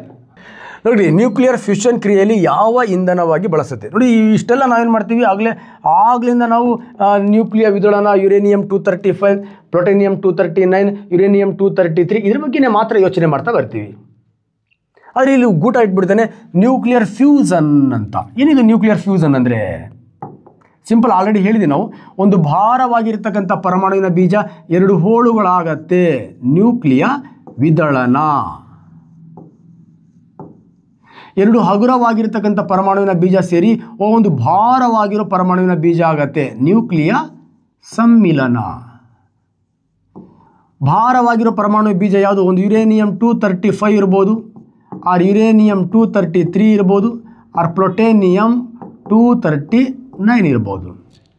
ಹಾಗೆ ಹಗುರ ಬೀಜಗಳು ಯಾವುದು? ದಿಸ್ ಇಸ್ ದ ಹಗುರ ಬೀಜ. ಒಂದು deuterium or that is the tritium means hydrogen ಪರಮಾಣುಗಳು ಹಗುರ ಬೀಜ ಅಂತ. ಈ ಭಾರವಾಗಿರ್ತಕ್ಕಂಥ ಪರಮಾಣುವಿನ ಬೀಜ 2 ಹೋಳುಗಳಾದು ವಿದಳನೆ, ಫಿಷನ್ ಅಂತ ಕರಿತೀವಿ. ಫಿಷನ್. 2 ಹಗುರ ಬೀಜಗಳು ಸೇರಿ ಒಂದು ಭಾರವಾಗಿರ್ತಕ್ಕಂತಹ ಬೀಜ ಆಗತ್ತೆ. ಇದನ್ನು ಸಮ್ಮಿಲನ, ಇದಕ್ಕೆ ಫ್ಯೂಸನ್ ಅಂತ ಕರಿತೀವಿ. ನೋಡಿ ಎಷ್ಟು ಬ್ಯೂಟಿಫುಲ್ ಕ್ವಶನ್. ಫ್ಯೂಸನಲ್ಲಿ ಬಳಸೋ ಇಂಧನ ಯಾವುದು ಅಂತ ಕೇಳಿದ್ರೆ deuterium tritium, that is the right answer. Deuterium ಮತ್ತು ಟ್ರೀಶಿಯಂ. ಇನ್ ಕೇಸ್ ಫಿಷನ್ ಅಂತ ಹೇಳಿಬಿಟ್ರೆ ಅಲ್ಲಿ ಯುರೇನಿಯಂ, ಪ್ಲುಟೋನಿಯಂ, ಥೋರಿಯಂ ಇವು ಫಿಷನ್ನಲ್ಲಿ ಬಳಸ್ತಾರೆ. ಅರ್ಥ ಆಗಿದೆ. ಇದು ನ್ಯೂಕ್ಲಿಯಸ್ ಸಮ್ಮಿಲನ, ಅದಕ್ಕೆ ಸಂಬಂಧಪಟ್ಟಂಥ ಆಪ್ಷನ್ಸ್ ಆಗಿರೋದ್ರಿಂದ ಇಲ್ಲಿ that is a right answer ಯಾವುದಪ್ಪ ಅಂತ ಕೇಳಿದ್ರೆ ದಟ್ ಇಸ್ ಡ್ಯೂಟೇರಿಯಂ ಮತ್ತು ಟ್ರೀಶಿಯಂ. ಯಾಕಂದರೆ ನ್ಯೂಕ್ಲಿಯ ಸಮ್ಮಿಲನಕ್ಕೆ ಕೇಳಿದ್ದಾನೆ. ಅದೇ ನ್ಯೂಕ್ಲಿಯರ್ ಫಿಷನ್ ಅಂತ ಕೇಳಿದರೆ ಯುರೇನಿಯಂ, ಪ್ಲುಟೋನಿಯಂ, ಥೋರಿಯಂ ಆಗ್ತಾಯಿತ್ತು. ಆ ನ್ಯೂಕ್ಲಿಯ ಸಮ್ಮಿಲನದಲ್ಲಿ ಬಳಸ್ತಕ್ಕಂಥ ಇಂಧನನೇ ಬೇರೆ, ನ್ಯೂಕ್ಲಿಯ ವಿದಳನದಲ್ಲಿ ಬಳಸ್ತಕ್ಕಂಥ ಇಂಧನನೇ ಬೇರೆ. ಅರ್ಥ ಆಗಿದೆ ಅಂತ ಅನ್ಕೋತೀನಿ. Next prototype fast breeder reactor ಭಾರತದಲ್ಲಿ ಎಲ್ಲಿದೆ? ಆಲ್ರೆಡಿ ಅಲ್ಲೇ ಹೇಳ್ಬಿಟ್ಟಿದ್ದೀನಿ. ಕಲ್ಪಾಂಕಂ. ಓಕೆ, ಫಸ್ಟ್ ಟೈಮ್ ಡಿಸೆಂಬರ್ 20, 2026 ಇದು ಮುಂದಿನ ವರ್ಷ ಬ್ಯೂಟಿಫುಲ್ ಆಗಿ ಇನಾಗ್ರೇಷನ್ ಆಗುತ್ತೆ ಸ್ನೇಹಿತರೆ. ಒಟ್ಟಾರೆಯಾಗಿ ಇದು ಕಲ್ತಾದ್ಮೇಲೆ ನಮಗೆ ಒಂದು ಫೀಡ್ಬ್ಯಾಕಿಗಾಗಿ ಈ ಒಂದು ಚಾರ್ಟನ್ನು ಹಾಕ್ಕೊಂಡಿದ್ದೀವಿ. ನಾವೇನು ಕಲ್ತೀವಿ ಇದರಲ್ಲಿ? ಏನಿಲ್ಲ, ನ್ಯೂಕ್ಲಿಯ ಕ್ರಿಯಾಕಾರಿ ಅಂದರೆ ವಿದಳನ ವಸ್ತು, ನ್ಯೂಕ್ಲಿಯರ್ ಬಾಂಬ್ ಇವುಗಳನ್ನು ವಿಭಜನೆ ಮಾಡಿ ಅವುಗಳಿಂದ ಬರ್ತಕ್ಕಂಥ ಅಗಾಧ ಪ್ರಮಾಣದ ಶಕ್ತಿಯನ್ನು ಉತ್ಪತ್ತಿ ಮಾಡಿಕೊಂಡು ಅವುಗಳಿಂದ ವಿದ್ಯುತ್ತನ್ನು ಪರಿವರ್ತನೆ ಮಾಡ್ತಕ್ಕಂಥ ಒಂದು ಸಾಧನನೇ ನ್ಯೂಕ್ಲಿಯ ಕ್ರಿಯಾಕಾರಿ, ವಿದ್ಯುತ್ ಕ್ರಿಯಾಕಾರಿ. ಇದು ಹೆಂಗೆ ಕೆಲಸ ಮಾಡುತ್ತೆ ಅಂದರೆ ಕ್ರಿಯಾಕಾರಿ ಕೆಲಸ ಮಾಡಬೇಕಪ್ಪ ಅಂದರೆ ಯುರೇನಿಯಂ 235 ಅಂತಕ್ಕಂತಹ ನೈಸರ್ಗಿಕ ಇಂಧನ ಬೇಕು. ಓಕೆ, ನ್ಯಾಚುರಲ್ ಫ್ಯೂಯಲ್ಸ್ ಬೇಕು. ನೆಕ್ಸ್ಟ್ ಬ್ರೀಡರ್ ರಿಯಾಕ್ಟರ್ನ ಬಳಸ್ಕೊಂಡು ಯುರೇನಿಯಂ 238ಇಂದ ಯುರೇನಿಯಂ 239 ಮಾಡ್ಕೊಳ್ತಕ್ಕಂಥ ಪ್ಲುಟೋನಿಯಂ 239 ಬೇಕು. ಈಗ ಥೋರಿಯಮನ್ನು ಯುರೇನಿಯಂ 233 ಮಾಡ್ಕೋತಾ ಇದ್ದೀವಿ. ಈ 3 ಇಂಧನ, 2 ಕೃತಕ ಇಂಧನ, ಒಂದು ನೈಸರ್ಗಿಕ ಇಂಧನ. ಈ ಇಂಧನವನ್ನು ಮಂದ ನ್ಯೂಟ್ರನ್ಗಳಿಂದ ಹೊಡೆದು ಅದರಿಂದ ಬರ್ತಕ್ಕಂತಹ ನ್ಯೂಟ್ರನ್ಗಳ ವೇಗವನ್ನು ಕಡಿಮೆ ಮಾಡಿಕೊಂಡು ಅಗಾಧ ಪ್ರಮಾಣದ ಹೀಟನ್ನು, ಉಷ್ಣವನ್ನು ಏನು ಮಾಡ್ತೀವಿ? ಉತ್ಪತ್ತಿ ಮಾಡ್ಕೊಳ್ತೀವಿ. ಆ ಉಷ್ಣವನ್ನು ನಾವು ಕೂಲೆಂಟನ್ನು ಬಳಸಿ ಒಂದು ಕಡೆಯಿಂದ ಇನ್ನೊಂದು ಕಡೆ ಏನು ಮಾಡ್ತೀವಿ? ಸಾಗಾಣಿಕೆ ಮಾಡಿಕೊಂಡು ಆ ಉಷ್ಣದಿಂದ ಆ ಕೂಲೆಂಟ್ ವೇಪರ್ ಆದಾಗ ಆ ವೇಪರಿಂದ ನಾವು ಆ ವೇಪರನ್ನು ಬಳಸ್ಕೊಂಡು ಜನರೇಟರ್ಗಳನ್ನು, ಟರ್ಬೈನ್ಗಳನ್ನು ತಿರುಗಿಸ್ಕೊಂಡು ಆ ಜನರೇಟರ್ ಟರ್ಬೈನ್ಗಳಿಂದ ಏನು ಮಾಡ್ತೀವಿ? ವಿದ್ಯುತ್ ಶಕ್ತಿಯನ್ನು ಉತ್ಪತ್ತಿ ಮಾಡ್ತೀವಿ. ಈ ಥರ ಇಂಧನವನ್ನು ಬಳಸ್ಕೊಂಡು ವಿದ್ಯುತ್ತನ್ನು ಉತ್ಪತ್ತಿ ಮಾಡಲಿಕ್ಕೆ ಬಳಸ್ತಕ್ಕಂಥ ಬ್ಯೂಟಿಫುಲ್ ಸಾಧನನೇ ನ್ಯೂಕ್ಲಿಯ ವಿದ್ಯುತ್ ಕ್ರಿಯಾಕಾರಿ. ಅಂಥ ವಿದ್ಯುತ್ ಕ್ರಿಯಾಕಾರಿಗಳು ಭಾರತದಲ್ಲಿ ಎಷ್ಟಿದೆ ಅಂತ ಕೇಳಿದ್ರೆ ದಟ್ ಇಸ್ 24 ನ್ಯೂಕ್ಲಿಯ ವಿದ್ಯುತ್ ಕ್ರಿಯಾಕಾರಿಗಳಿವೆ. ಅರ್ಥ ಆಗಿದೆ ಅಂತ ಅನ್ಕೋತೀನಿ. ಕ್ಲಿಯರ್? ಸೊ ಈ ವಿದ್ಯುತ್ ಕ್ರಿಯಾಕಾರಿಯನ್ನು ಕಂಟ್ರೋಲ್ ಮಾಡಲಿಕ್ಕೆ ಇರತಕ್ಕಂಥ ಘಟಕ ದಟ್ ಇಸ್ ನಿಯಂತ್ರಕ ಸರಳುಗಳು. ಓಕೆ ಸ್ನೇಹಿತರೆ, ಒಂದು ಬ್ಯೂಟಿಫುಲ್ ಆಗಿರ್ತಕ್ಕಂಥ ಕಾನ್ಸೆಪ್ಟನ್ನು ನಾನು ನಿಮ್ಮ ಜೊತೆಗೆ ಚರ್ಚೆ ಮಾಡಿದ್ದೀನಿ. ಅಷ್ಟೇ ಅಲ್ಲ, ಇನ್ ಡೀಟೇಲ್ ಆಗಿ ಒಂದೊಂದೇ ಮಾಡ್ರೇಟರ್ ಹೇಗೆ ಕೆಲಸ ಮಾಡುತ್ತೆ, ಡ್ಯೂಟೇರಿಯಂ ಆ ನ್ಯೂಟ್ರಾನ್ಗಳ ವೇಗವನ್ನು ಹೇಗೆ ಕಡಿಮೆ ಮಾಡುತ್ತೆ, ಗ್ರಾಫೈಟ್ ಆ ನ್ಯೂಟ್ರಾನ್ಗಳ ವೇಗವನ್ನು ಹೇಗೆ ಕಡಿಮೆ ಮಾಡುತ್ತೆ, ಬೋರಾನ್ ಮತ್ತು ಕ್ಯಾಡ್ಮಿಯಂ ಆ ನ್ಯೂಟ್ರಾನ್ಗಳನ್ನು ಯಾಕೆ ಹೀರ್ಕೊಳ್ಳುತ್ತೆ, ಕಂಪ್ಲೀಟ್ ಸಿಂಗಲ್ ಘಟಕ ಏನು ಯೂನಿಟ್ಗಳಿದೆ ಆ ಯೂನಿಟ್ಗಳ ಬಗ್ಗೆ ಒಂದು ಬ್ಯೂಟಿಫುಲ್ ಆಗಿರ್ತಕ್ಕಂಥ ಕ್ಲಾಸನ್ನು ನಾನು ನಿಮ್ಮ ಜೊತೆಗೆ ಚರ್ಚೆ ಮಾಡ್ತೀನಿ. ಈ ವಿಡಿಯೋನ ನಿಮ್ಮೆಲ್ಲ ಸ್ನೇಹಿತರಿಗೆ ಶೇರ್ ಮಾಡಿ. HSTR GPSTRದ ಕ್ಲಾಸ್ಗಳಲ್ಲಿ ಇಷ್ಟು ಸ್ಪೀಡಲ್ಲಿ ನಿಮಗೇನು ಕ್ಲಿಯರ್, ಇಷ್ಟು ಸ್ಪೀಡಲ್ಲಿ ಏನು ಹೇಳೋದಿಲ್ಲ. ಬಟ್ ಈ ಮಾಡ್ರೇಟ್ ಅಂದರೆ ಏನು, ಗ್ರಾಫೈಟ್ ನೋಡಿ ಇಲ್ಲಿ ಹಾಕೊಂಡಿದ್ದೀನಿ. ಅಲ್ಲಿ ಗ್ರಾಫೈಟ್ ಮಾಡ್ರೇಟರ್ ಆಗಿ ಬಳಸ್ತೀವಿ. ಈ ಮಾಡ್ರೇಟರ್ ಅರ್ಮಂದಕ ಗ್ರಾಫೈಟ್ ನ್ಯೂಟ್ರಾನ್ಗಳ ವೇಗನ ಹೇಗೆ ಕಡಿಮೆ ಮಾಡುತ್ತೆ, ಹೆವಿ ವಾಟರ್ ನ್ಯೂಟ್ರಾನ್ಗಳ ವೇಗವನ್ನು ಹೇಗೆ ಕಡಿಮೆ ಮಾಡುತ್ತೆ, ಅವೆಲ್ಲ ಇನ್ ಡೀಟೇಲ್ ಕ್ಲಾಸನ್ನು ಮುಂದಿನ ವಿಡಿಯೋಗಳಲ್ಲಿ ನಿಮ್ಮ ಜೊತೆಗೆ ಚರ್ಚೆ ಮಾಡ್ತಾ ಬರ್ತೀನಿ. ಈ ವಿಡಿಯೋನ ನಿಮ್ಮ ಮೊಬೈಲ್ ಸ್ಟೇಟಸಲ್ಲಿ ಇಟ್ಕೊಂಡು ಎಲ್ರಿಗೂ ಶೇರ್ ಮಾಡಿ. ಒಟ್ಟಾರೆಯಾಗಿ ನಿಮ್ಮ ಒಂದು ಬ್ಯೂಟಿಫುಲ್ ಹೃದಯದ ಪ್ರೀತಿ ಇರಲಿ. ಭಗವಂತ ನಿಮಗೂ ನಮಗೂ ಎಲ್ಲರೂ ಒಳ್ಳೇದು ಮಾಡಲಿ. ನಮಸ್ಕಾರ.